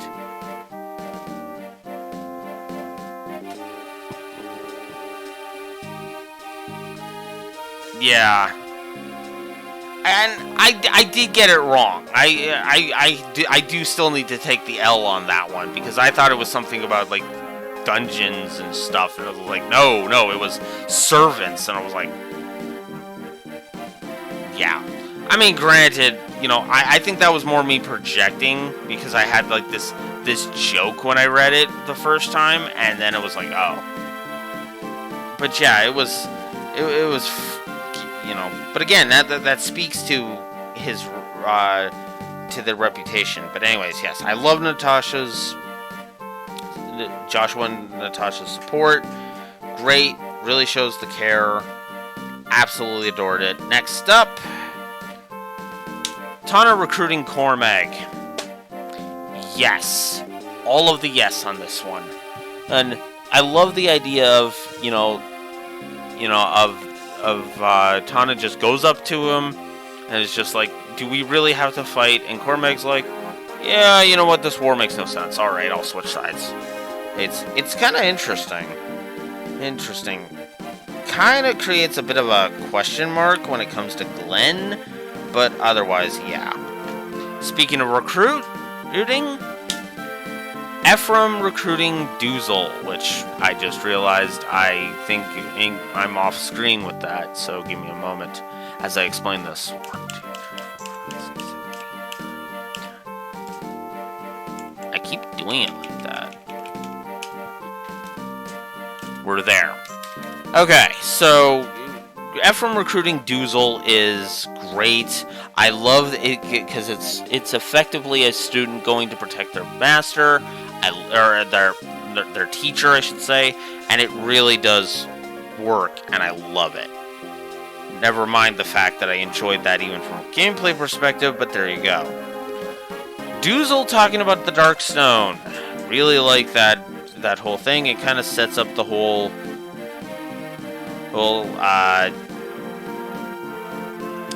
the whole thing when it comes to the whole Ephraim route, Lion being behind everything, the idea. Cormac got a plus because Cormac is awesome. I'm pretty sure I've said my piece at this point about that. Mir and Selena speaking to each other. That in Flower Spars, there's Oath. Great scene. Great dynamic. I absolutely love that. That whole thing. Next up, Arshel recruiting Renak. I wrote it as Ephraim's route. I should probably scribble that part out because as it's basically the same on both routes. Arshel recruiting Renak is just hilarious, and it's just awesome to me. Hey. So, Confronting Lion with Ephraim in Grotto Keep is next. I love it. I love that scene. It's great to kind of establish the Demon King's mindset. Even if we don't know that until later, it's a great idea. I also enjoy meeting Noel and getting Glepnir and Garm. Honestly, I really like that. I really liked that scene. it really helped to kind of... It kind of helped to show the mindset that Lion was under. Next up, Saleh. Saleh is a great character. And is a great character. I didn't? Really? I just realized something that I goofed on, so we'll talk about that in a minute. Saleh was very interesting in that wizened mage kind of way. Let's get something else. Yeah, ties of friendship will work. So anyways, Saleh was kind of interesting in that he was a wizened sage, and yet he didn't feel, it never felt like he was arrogant about it. And I like that. Whoops. Points falling. Anyways. So yeah, I liked Saleh, and it was all good. Next up, though, is the one I forgot, which was A+ for Lion. I like Lion as a character, I really do, and I feel like I didn't really emphasize that enough. I didn't even give him a plus originally, but then I thought about it and I was like, what am I doing? That is so dumb of me not to do that, you know? Oh, so yeah, no, +2 to Lion. Absolutely, he was awesome. 6, 8, 9. So the next one is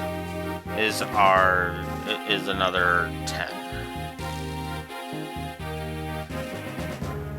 All right, next up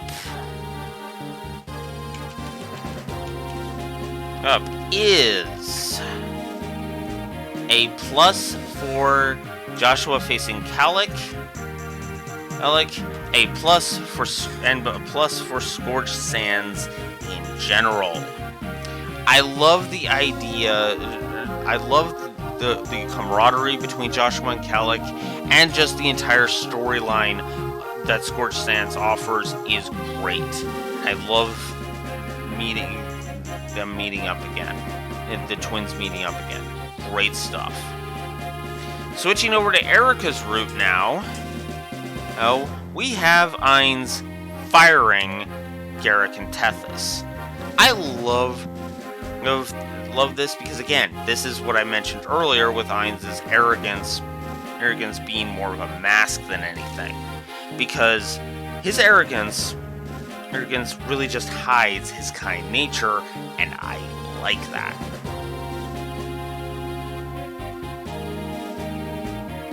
So, there we go.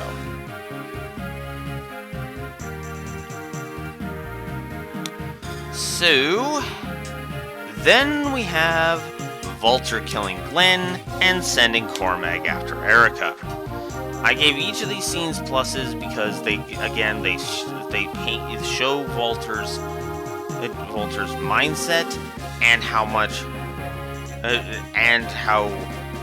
he loves toying with others. In other words, it paints him more as a villain, and I like that.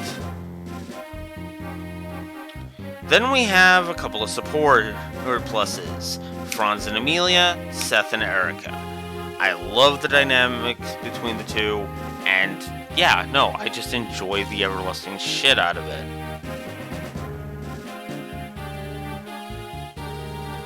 Yeah, I can agree.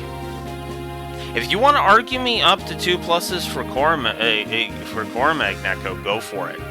I'm more than willing to acquiesce because I've been actually kind of teetering on the edge of that. Because I'm more than willing to increase Cormac's positives.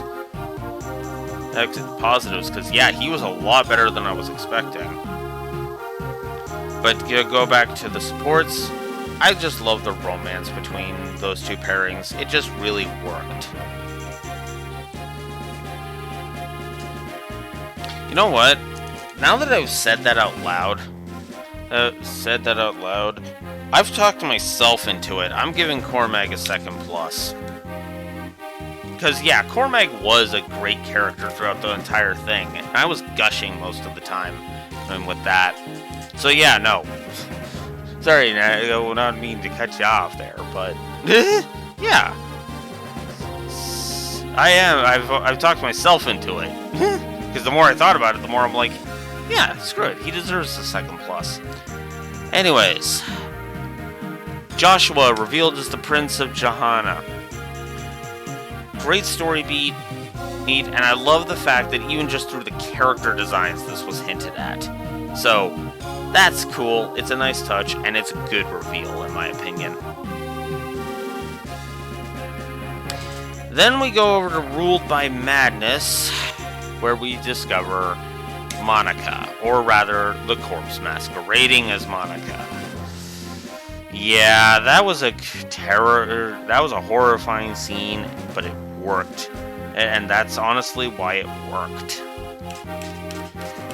7, 8, 9. Okay.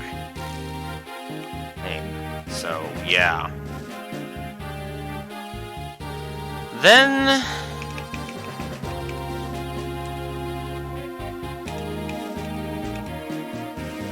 there's the cheers of the people. We're up to 60. So, then there's the cheers of the people.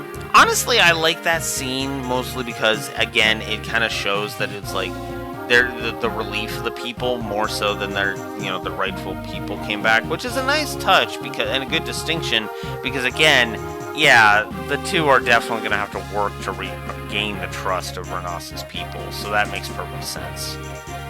The bracelets glow and grant, and the class changes.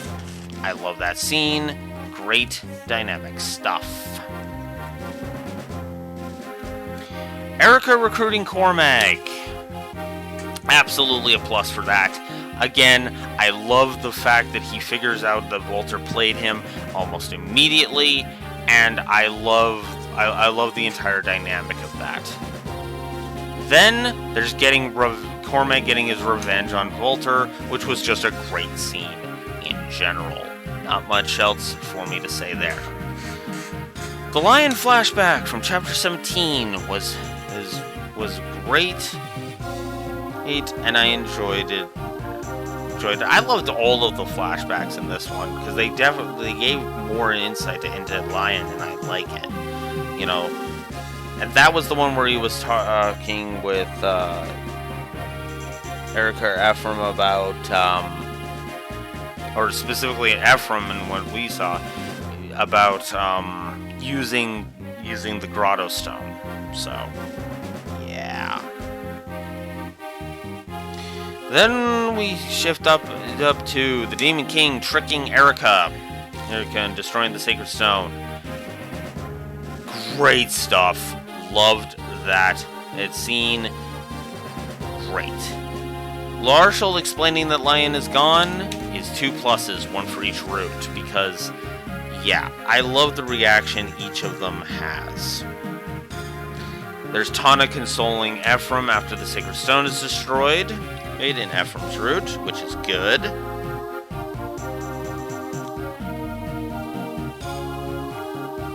The Marissa and Colm support, despite them not having an epilogue, is good stuff.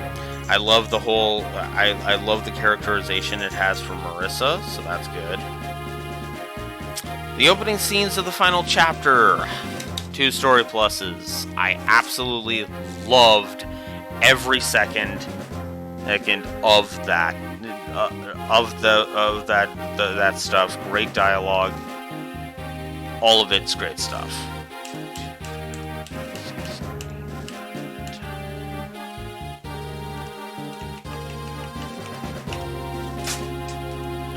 Dang it. Everything's dropping on me today. Ay, ay, ay. Pen's right there. Okay. Alright.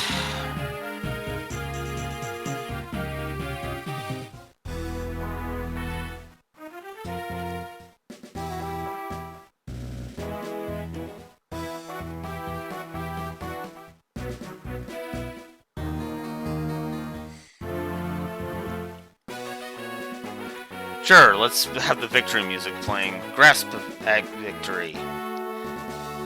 Cause yeah, we're just about done.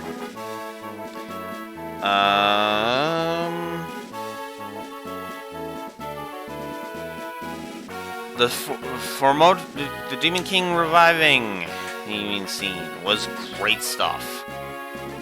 It was good. I liked it. I liked the determination stuff. The ending got 2 pluses. The epilogue got another plus because those were all great scenes. Those were great scenes. And then we have 3 epilogues. We have 1 in epilogue positive for Joshua and Natasha, 2 for Tana and Ephraim, and 1 for Erica and Seth. Love every single one of those. All of the pluses. Whew.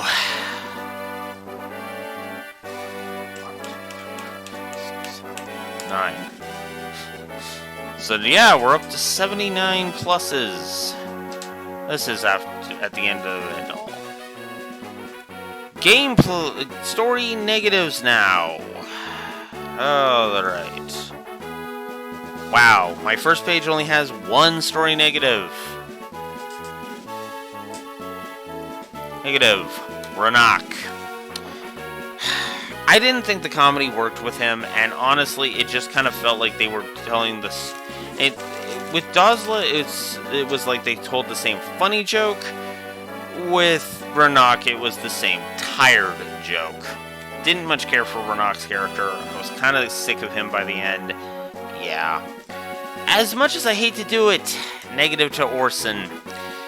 Orson, his motivations became unclear, and honestly, we're supposed to believe that he just betrayed us. We're supposed to just excuse him because he went mad. I don't know, his betrayal just made no sense to me, and it just made me go, really? I mean, maybe if the Demon King had frickin' manipulated him or something, sure, you know, or Reeve or something, but no. It's hinted at, but it just didn't work, in my opinion.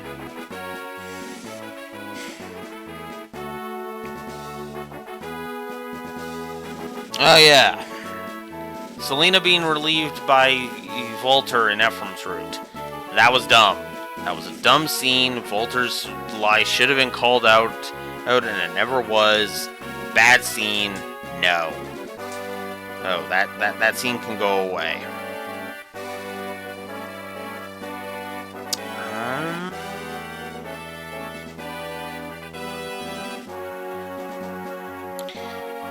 Carlisle. Oh. My queen, you should have had sex with me, and then maybe I wouldn't have betrayed our country.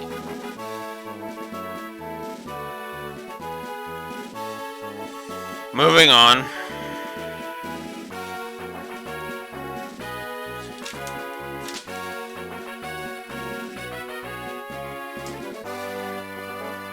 Lion's confession to Ephraim. I'm sorry, I don't like that scene. I still don't like that scene. I'm probably the only person in the entire world who would ever give the scene where the whole thing of, yes, I was behind this the whole time. Now let me go and continue the ritual without explaining that, yeah, no, it's actually the Demon King influencing me. I hate that. Why would you double, triple, and quadruple down on a course of action that's going to revive the Demon King? Lion. Seriously, why? That is the biggest because plot thing I've ever seen in my fucking life. God. Or, okay, maybe that's not entirely true, but still. Ugh. And that's it. 1, 2, 3, 4. Oh, wait. Ugh. And what phone? Something I don't care about. Got it. Okay. So what are we at here? What are we at here? Yeah, exactly. Like, it made no sense to me. Like, maybe in context it would have made more sense of what the hell he was trying to accomplish. But again, all he was going to do was revive Formodus, and spoilers for Ephraim's route, he does. It's like, come on. Lion, what the fuck? 5. So yeah, that's it. 5 negatives. Okay, now for the gameplay. Oh boy, this is gonna be a trip.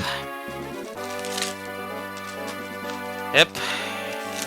Alright, here we go. Gameplay now. Good tutorials.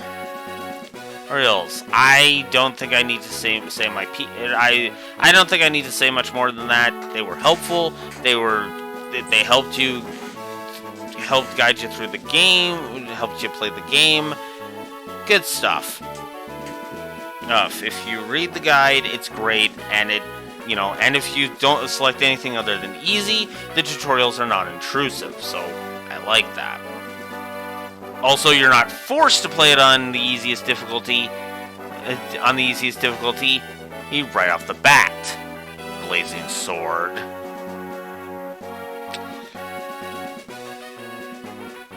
Music. 2 pluses. I really don't think I need to say my piece. The music in this game has just been phenomenal the entire time. I like this music a lot. 2 pluses, 2 music. Map design. I love the idea that specific maps are designed in a specific way that you can get through it. If you know what you're doing.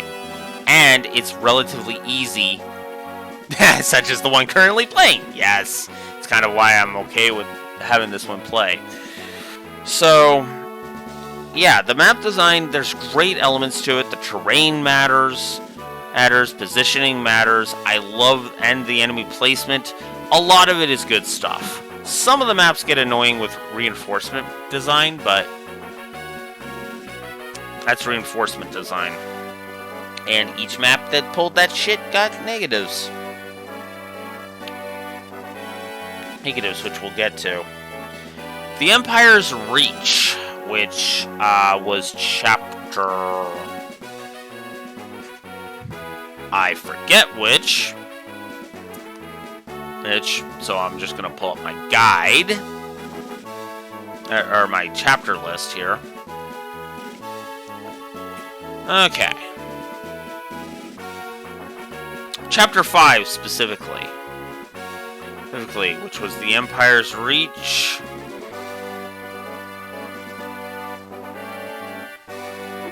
Oh, come on.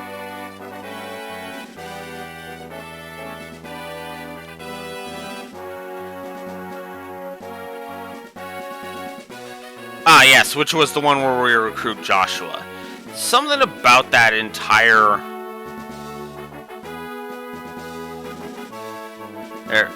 thing just worked well. And according to the wiki, apparently Joshua will only not attack in the English version. In the Japanese version, he actually will go and attack Natasha if she's in his range. Interesting to think about. And something to keep in mind if you ever decide to try out the Japanese version somehow. Unbroken Heart, which was the epilogue with, or not the epilogue, the side chapter with Ephraim. That was great stuff. That was good stuff. I loved the limited nature of it. It was fun to go through. Great. Variety of allied units. Your allies are varied, and it works really, really well. I'm giving a Viscerality Plus, as I love the feel of the hits, especially on Critical. Which is all of the yes. Options. while they are limited, I do still feel like the options change things up enough that it warrants at least 1+. But, yeah, anything more than that would just be me overblowing it. The chapter Turning Traitor, which was Ephraim's route where you recruit Dusel. I was surprised how much I enjoyed playing that map, as that map actually felt fair, even with the long-range attacks. Think about that for a second.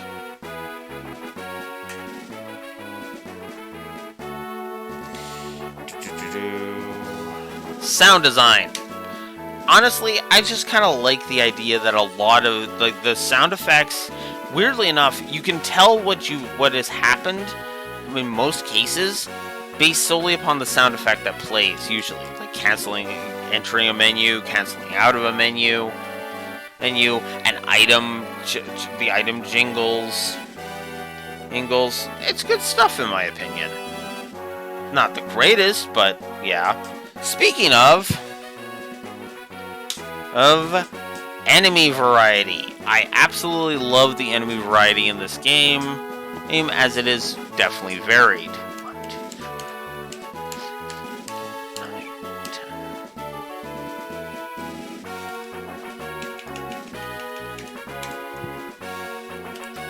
That's where we're at. So yeah, the enemy variety, definitely a plus. The armory being in the preparation menu, yes, I like that because that means you will never run out of weapons, and therefore you will not be screwed because of the whole saving in the preparation screen, meaning that when you hit restart chapter, you restart in the preparation screen.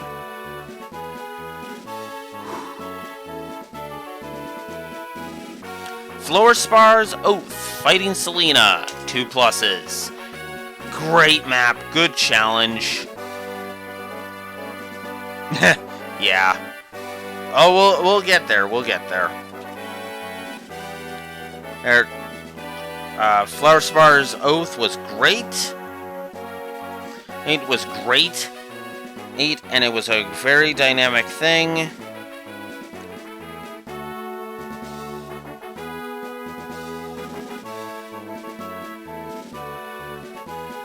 You know what? Alright, yeah.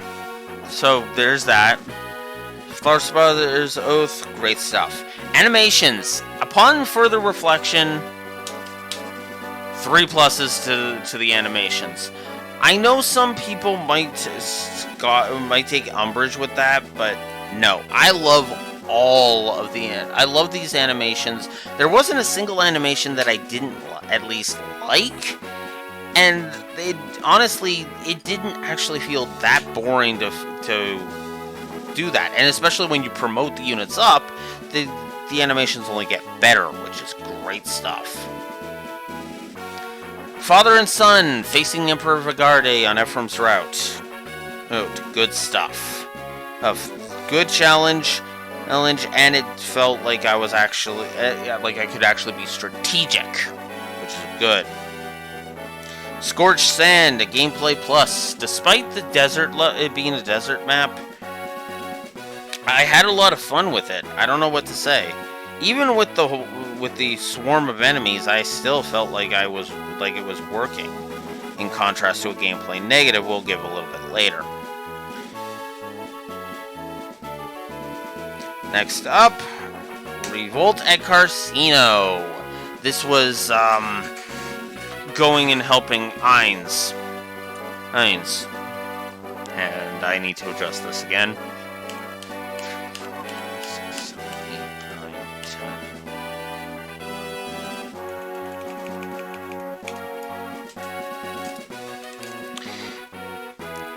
Honestly, that was just a fun map, and I felt, once again, I felt like it was good stuff.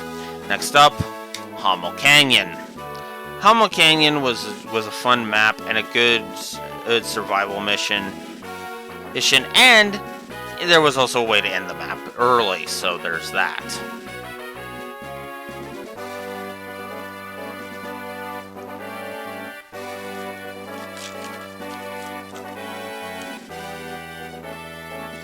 River Regrets was a fun map and felt like and didn't feel like it was giving unfair bullcrap most of the time, assuming you didn't dawdle and let the reinforcements hit you. Two Faces of Evil with the Gorgon eggs. That was great. And like I said, it actually felt like it was fair. You just need to have a couple of flying units and you're good.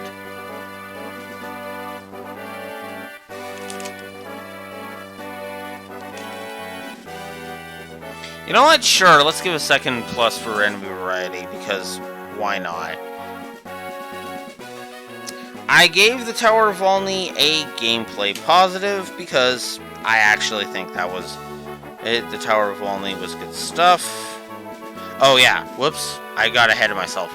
Last Hope as well was a gameplay plus. I don't know, I like the idea of it, and it felt like it was a lot fairer than a certain map from Blazing Sword I could name, if I knew the name of it. And then, of course, the final chapter and replayability. The final chapter, once again, felt like it was playing fair with me, in contrast to something we'll get to in the negatives. 6, 7, 8, 9. So yeah, that's where we're at there. However, now I unfortunately have to wreck my favorite Fire Emblem's day, because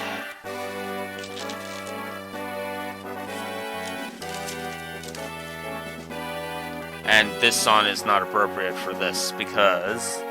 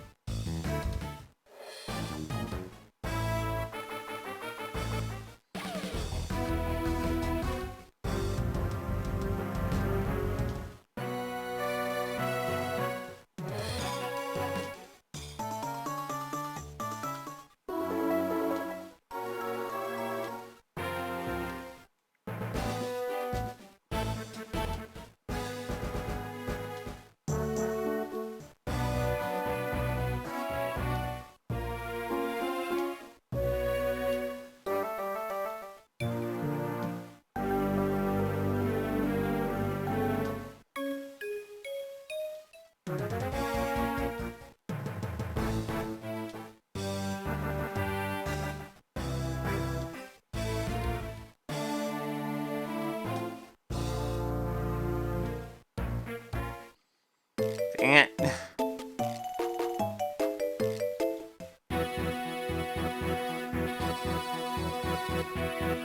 I guess one of these ones would work better.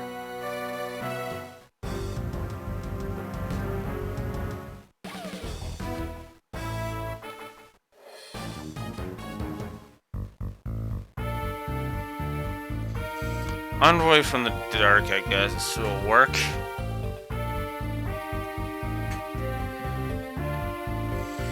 As we talk about the gameplay negatives now. I'm not looking forward to this. But it's gotta be done, because there are negatives. There are plenty of negatives here. First and foremost, limited support the support grind into this game. Good lord. The limited support conversations are terrible, and I hate them. I have said my piece on all of that.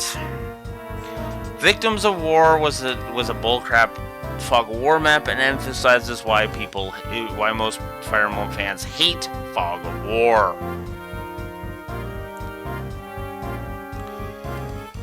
Or need I say more? These stealing from you is freaking stupid, because again, if you're not prepared for it, it's just irritating.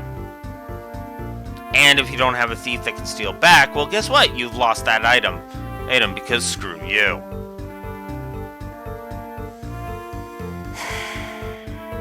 Anyways.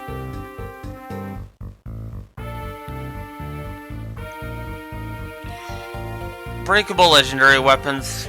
I complained about this in frickin' Awakening, and I'm gonna complain about it here. All of the no on that. Just all of the no. The Lord fail state, losing Ephraim or Erica, and that's game over, is bullcrap, and I will forever hate it.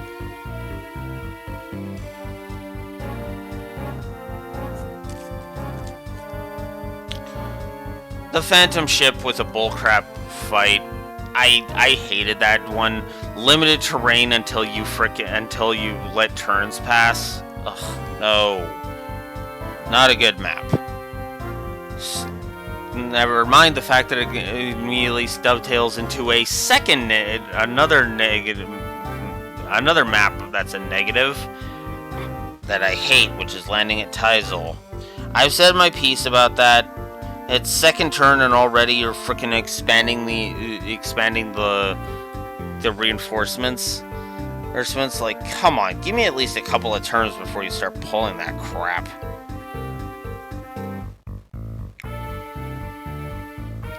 So, now for an aggregate.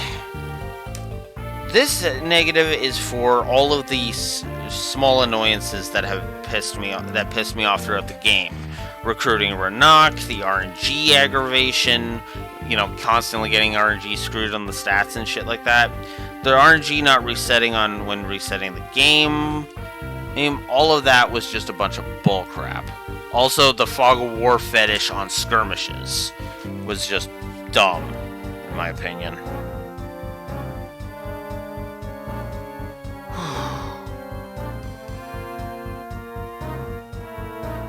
Village of Silence. Ugh. That map was just irritating to try and go through, and it was just... ugh.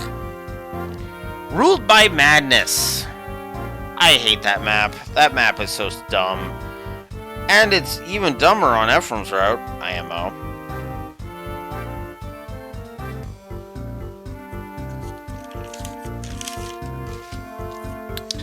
And I know there's at least one more. Yep. Darkling Woods. The constant reinforcements were just terrible on that map, and it can go to hell. Hell. So, yeah, there's that.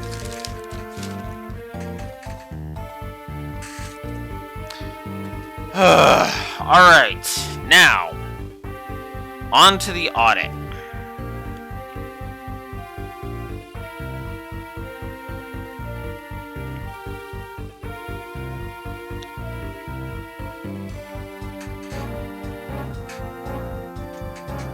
So, let's take a look.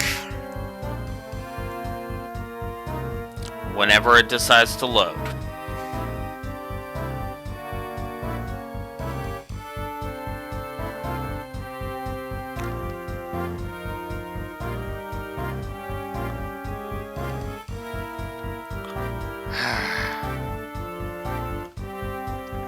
Load.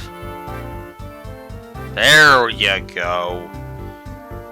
Okay, so time to audit. We start, of course, with the story, because that's always what we do. Story-wise, animation, Atmosphere and tone. You know what? Yeah, I'm gonna give an atmosphere plus, because I actually do think, especially with the combination of the music in the backgrounds, there is some good atmosphere here. Babylon 5 effect, something meaning more on the second playthrough.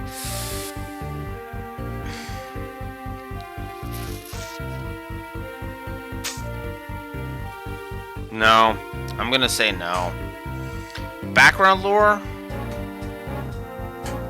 Not really. Banter? Branching narrative. Yeah, I'm actually going to give a plus to the branching narrative. Mostly just for the route split. Because I actually do feel like it's different enough, and yet it doesn't feel like it's cheating like Fire Emblem Fates did. and 3 houses while we're on the subject.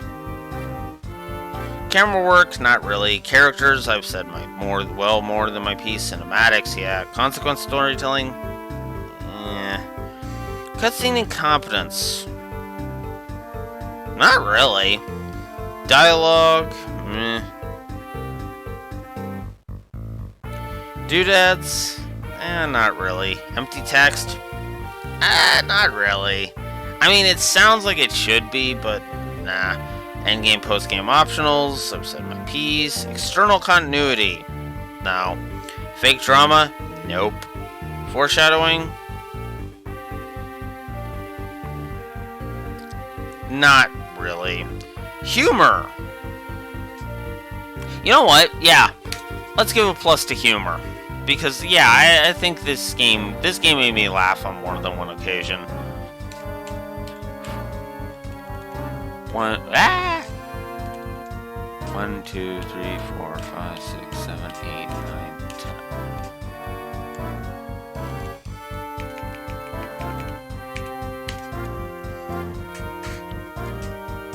10. It made me laugh on more than one occasion. That deserves a humor plus. Gameplay, story, integration, and segregation.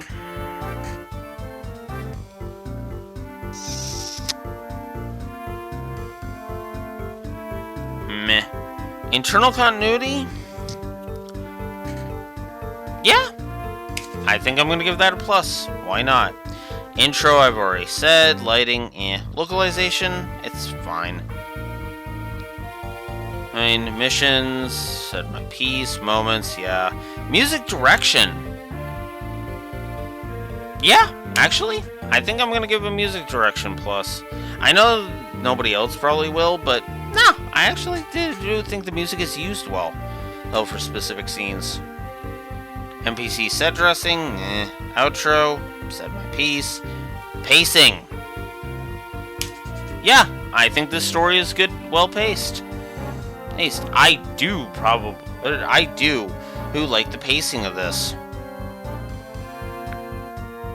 Pacing of this story. Padding, plot, Party absence and limitation. Princess Peach segments? No. Because, I mean, there is one, and I already gave it a gameplay plus, so there you go. Sound design, in terms of the story, not really. Story sequencing, storyboarding, storytelling mechanics, Themes?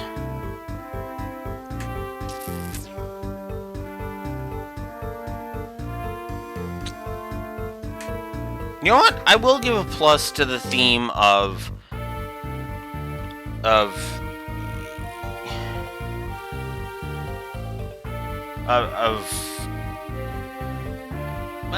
you know what? I take that back. I walk that back. Visual continuity? Visual storytelling? No. Voice acting? Absolutely not. Voice acting and voice direction? Nope. World building? Not really. I don't think this game succeeds.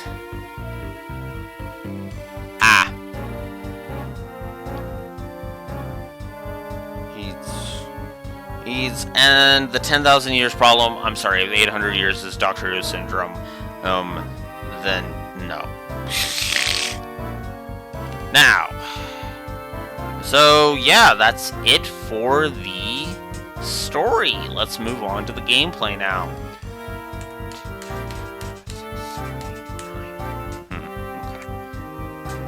Just move this over a little bit. Enemy design.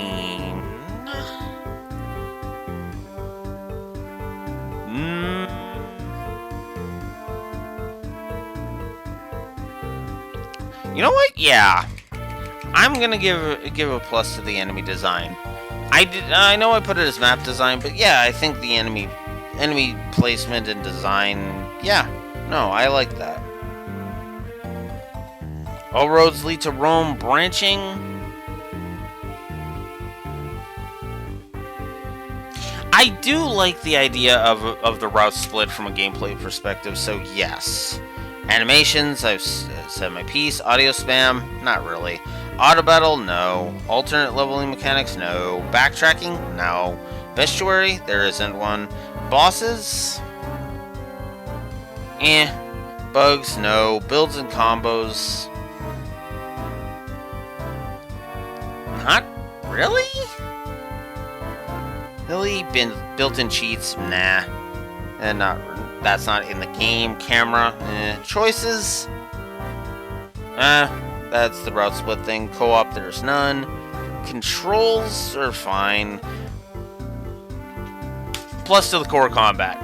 Love the core combat and the core gameplay. Hey, right? The core mechanics and RNG, I've said my piece. Cosmetics, Crashes, no. Difficulty curve. I gave a negative to the Ephraim Route 1, but I am going to give a plus as to the to Erica's route for having smooth difficulty. Because there was no real spike, I felt. Difficulty options and mutators, Durability. I've given a negative for the one thing. Early game, mid game, late game, Encounter rate. Mid encounters, Enemy variety, I gave a plus. In-game, post-game optionals, Fast travel, level, Gotcha stuff, well, that's the reinforcements crap, which can go to hell. Graphics, fidelity, and sprite work, yeah, I've given that. You know what? I'll give a plus to the sprite work. I am going to give a plus to the sprite work, because I love how the sprites look in this game. Grind and leveling.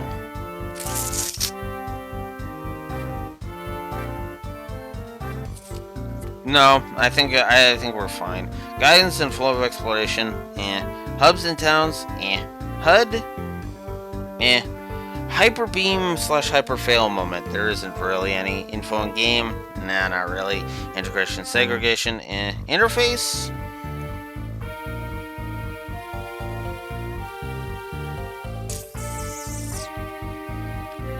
No, I think I'll give the interface a wash.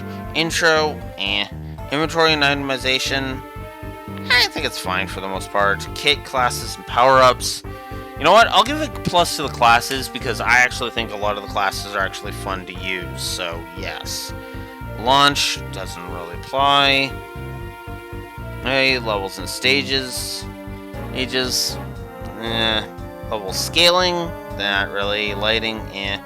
Penalty of failure. I gave the Lord Fail state a negative.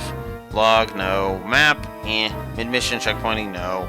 Minigames and optional modes, Missions, primary, mandatory, primary, optional, and secondary, Mod support, no. Music, I've said my piece. New game plus, there is none. Options, I gave a plus. Outro. And I would give that final map a thing. I actually think I'm going to give a gameplay plus for the pacing, as I felt like it really was. As I felt like it really did work in terms of the pace. I never felt overwhelmed, again, except for Ephraim's route, but there you go. Power progression curve. Steady increase in power, absolutely warranted in my opinion. Princess Peace sections, no. Quality of life features, Replayability, I gave the plus. Railroading, invisible walls, Raspberry Jam and bee leaps, no. Respec, no. Save system, it's fine. Sound design, Strategic layer, I mean, Terrain design, yeah. Trash design, it's fine. Traversal mechanics and pathfinding, tutorialization, I gave a plus. Unintentional skipping, unskippable cutscenes, no. No variety in the units, yep. Viscerality, gave a plus. Visual continuity and navigation, Visual distinction. Yeah, I can always tell what I'm looking at a glance for the most part. Granted, I mean, sure, if I got two units that are the same class, I have to scroll over them. But otherwise, Walkthroughitis? No. And Yoshi drums? Not really. Alright, so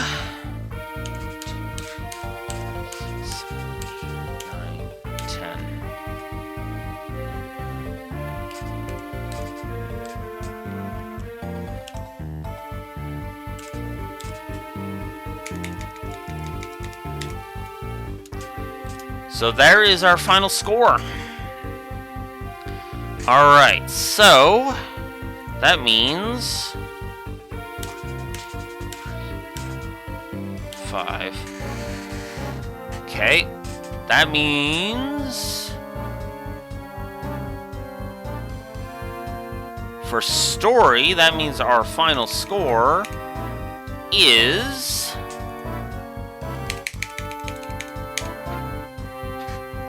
let's get different music now.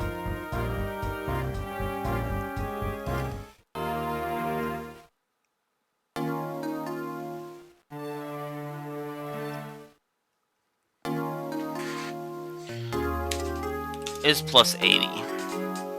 And gameplay is 30... 6, 7, 8. Is 38 minus 13, which is plus 25.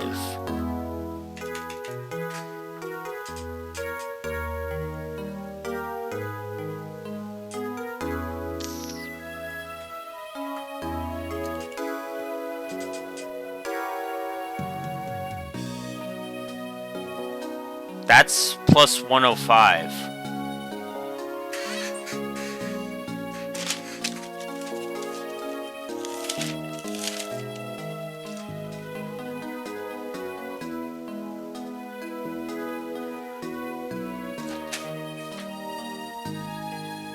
Sacred stones beat 3 houses.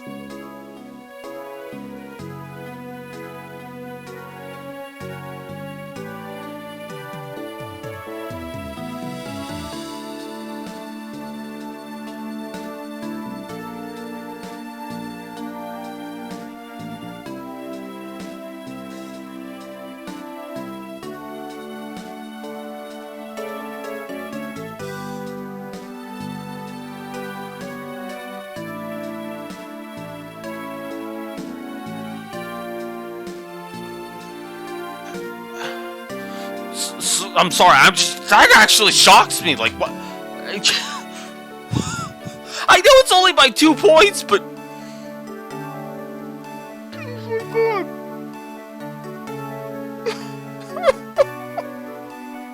Oh my god.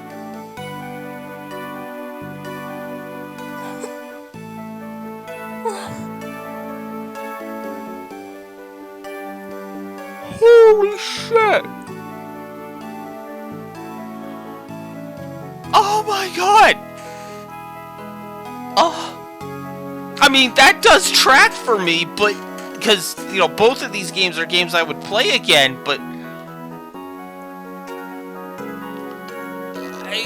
I was like, that seems really close. I flipped back.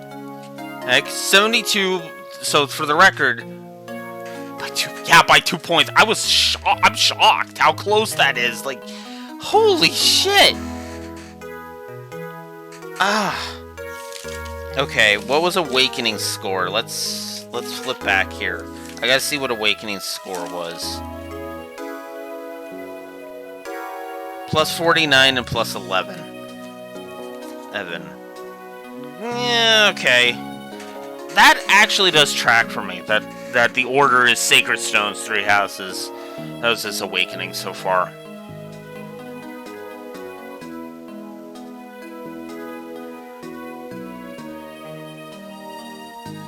Granted, that is partially because I upped a couple of the pluses, because I added like an additional like 3 pluses as I was auditing, or like 5 pluses while I was auditing. But at the same time, yeah, that tracks, because again, I stand behind my plus for Lion. I stand behind upping Cormac to 2 pluses. I stand behind upping the animations to 3. I stand behind giving a plus to the sprite work. I stand behind all of that. So no, that tracks. That absolutely tracks. Because again, as I was tallying it, I was like, yep, 3 houses is gonna beat this. And then there you go. I will say this does make perfect sense to me. The story is, in my opinion, the storyline of Sacred Stones is better than in Three Houses. Okay? Like, for the record, that is 8 points higher on the story axis than Three Houses, but 6 points lower in the gameplay axis.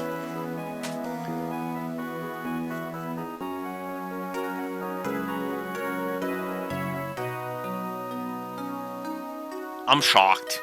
I really am shocked. I didn't think that would actually happen. Holy shit. So there was a good reason why Sacred Stones grabbed me the way it did. God, it makes me wonder how I would rate Blazing Sword.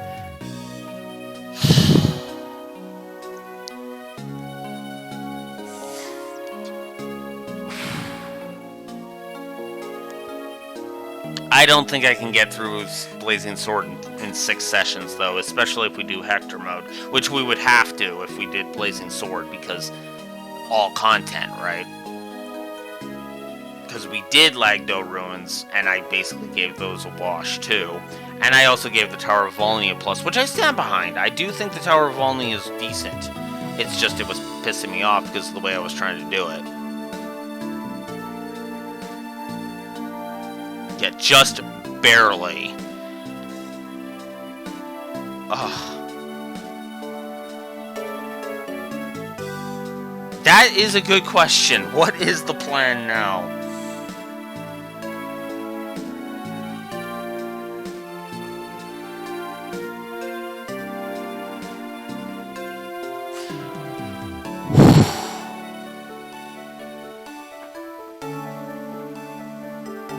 That is a damn good question, because I'm just kind of sitting here like,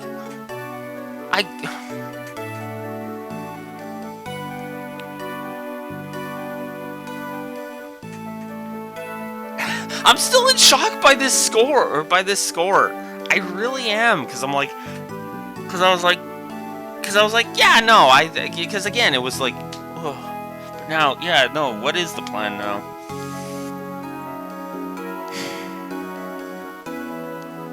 You know what? Yeah, that shocked me, because I was like, because Three Houses was, now what's funny is, if you're paying attention to this score, there was actually less that I had to, there was less, like, in terms of quantity, there was less that I had to talk about, both in the positives and the negatives. Because, again, 172 positives to story, 100 negatives. 100 negatives, right? And then with gameplay, it was like something like 60-something pluses and then like 30-something negatives. God, even with the GBA's limitations, or with the GBA era's bullcrap, it would be a better way to phrase that. Even with the GBA era's bullcrap, it didn't drag this game down. And I want to remind you, no Divine Pulse, no casual mode, nothing.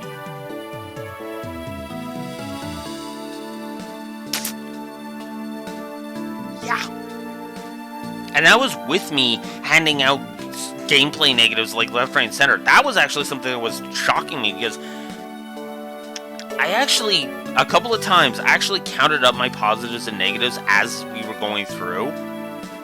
Barely net positive. Barely.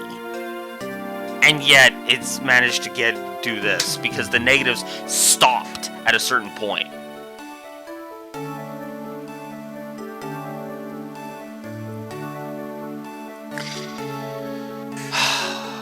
Oh my god. I'm in shock, guys. I'm in shock. God.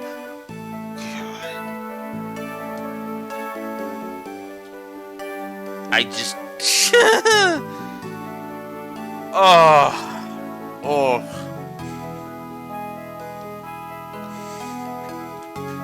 I don't even know what else to say at this point.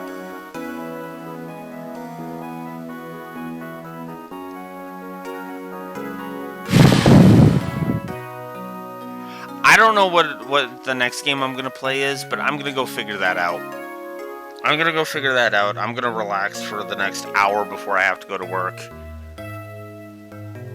Oh. Yeah,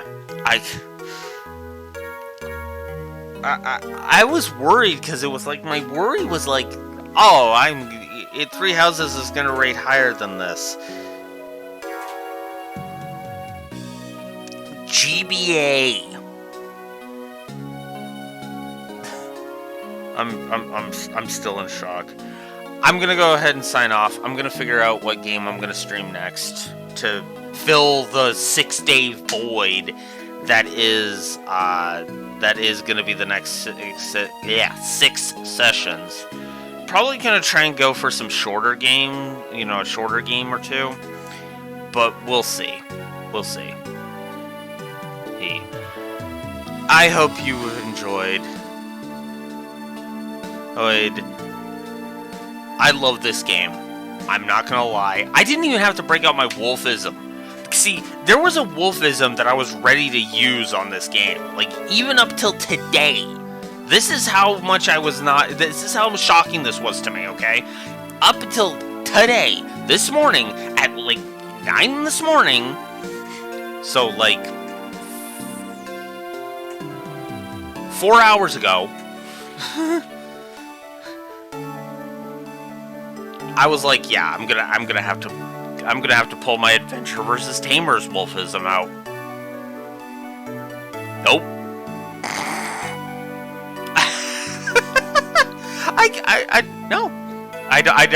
I don't have to. Eventually, we will find a game where I'm like, yeah, okay, I like this, but it's also got a kind of, it's funny. There's only one other game I can think of that might actually qualify as this. Like, I'd have to debate it. And that'd be when we would finally return to the Trails series. Now, if they could give me an actual proper release date for Trails to Azure, I'd go ahead and be like, and here's the schedule for the Return to the Trails series, but they haven't, so I can't. Anyways...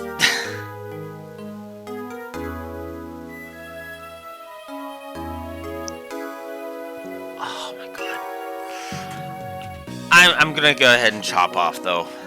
I'll go figure out what all I'm gonna do next. Tomorrow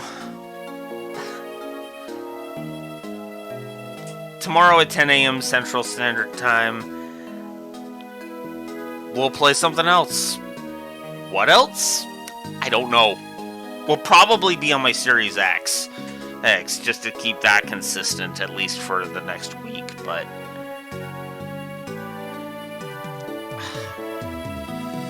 Stones didn't let me down. God damn.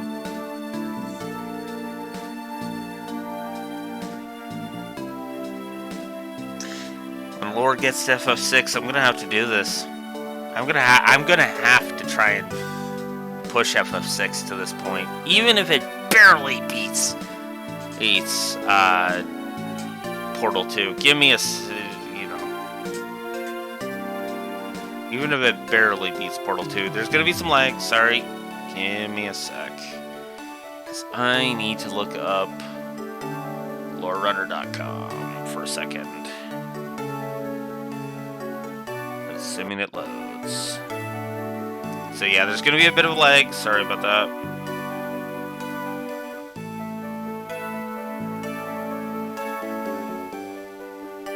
Alright. Down.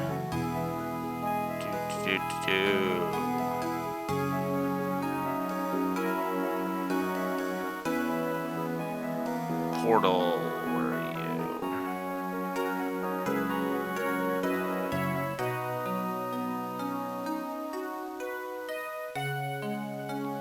Portal was before the Mega Mans?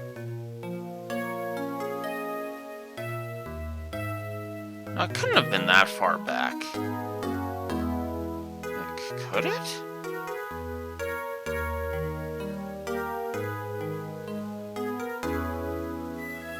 Sorry, hang on. There it is. Plus, so the overall was plus 84. So yeah, I'm gonna have to try to push up 6 above that. Regardless, that's it. I love Sacred Stones. If you have the capability to play this game either through the Wii U or through getting an actual physical GBA cartridge, do it. And Nintendo, oh, put your GBA games on the Switch, you frickin' morons! God damn it! Anyways, with that little outburst out of the way, I'll see you guys tomorrow. Blue Wolf Alex of the Lore Walkers signing out. Have a good one. Holy crap. Later.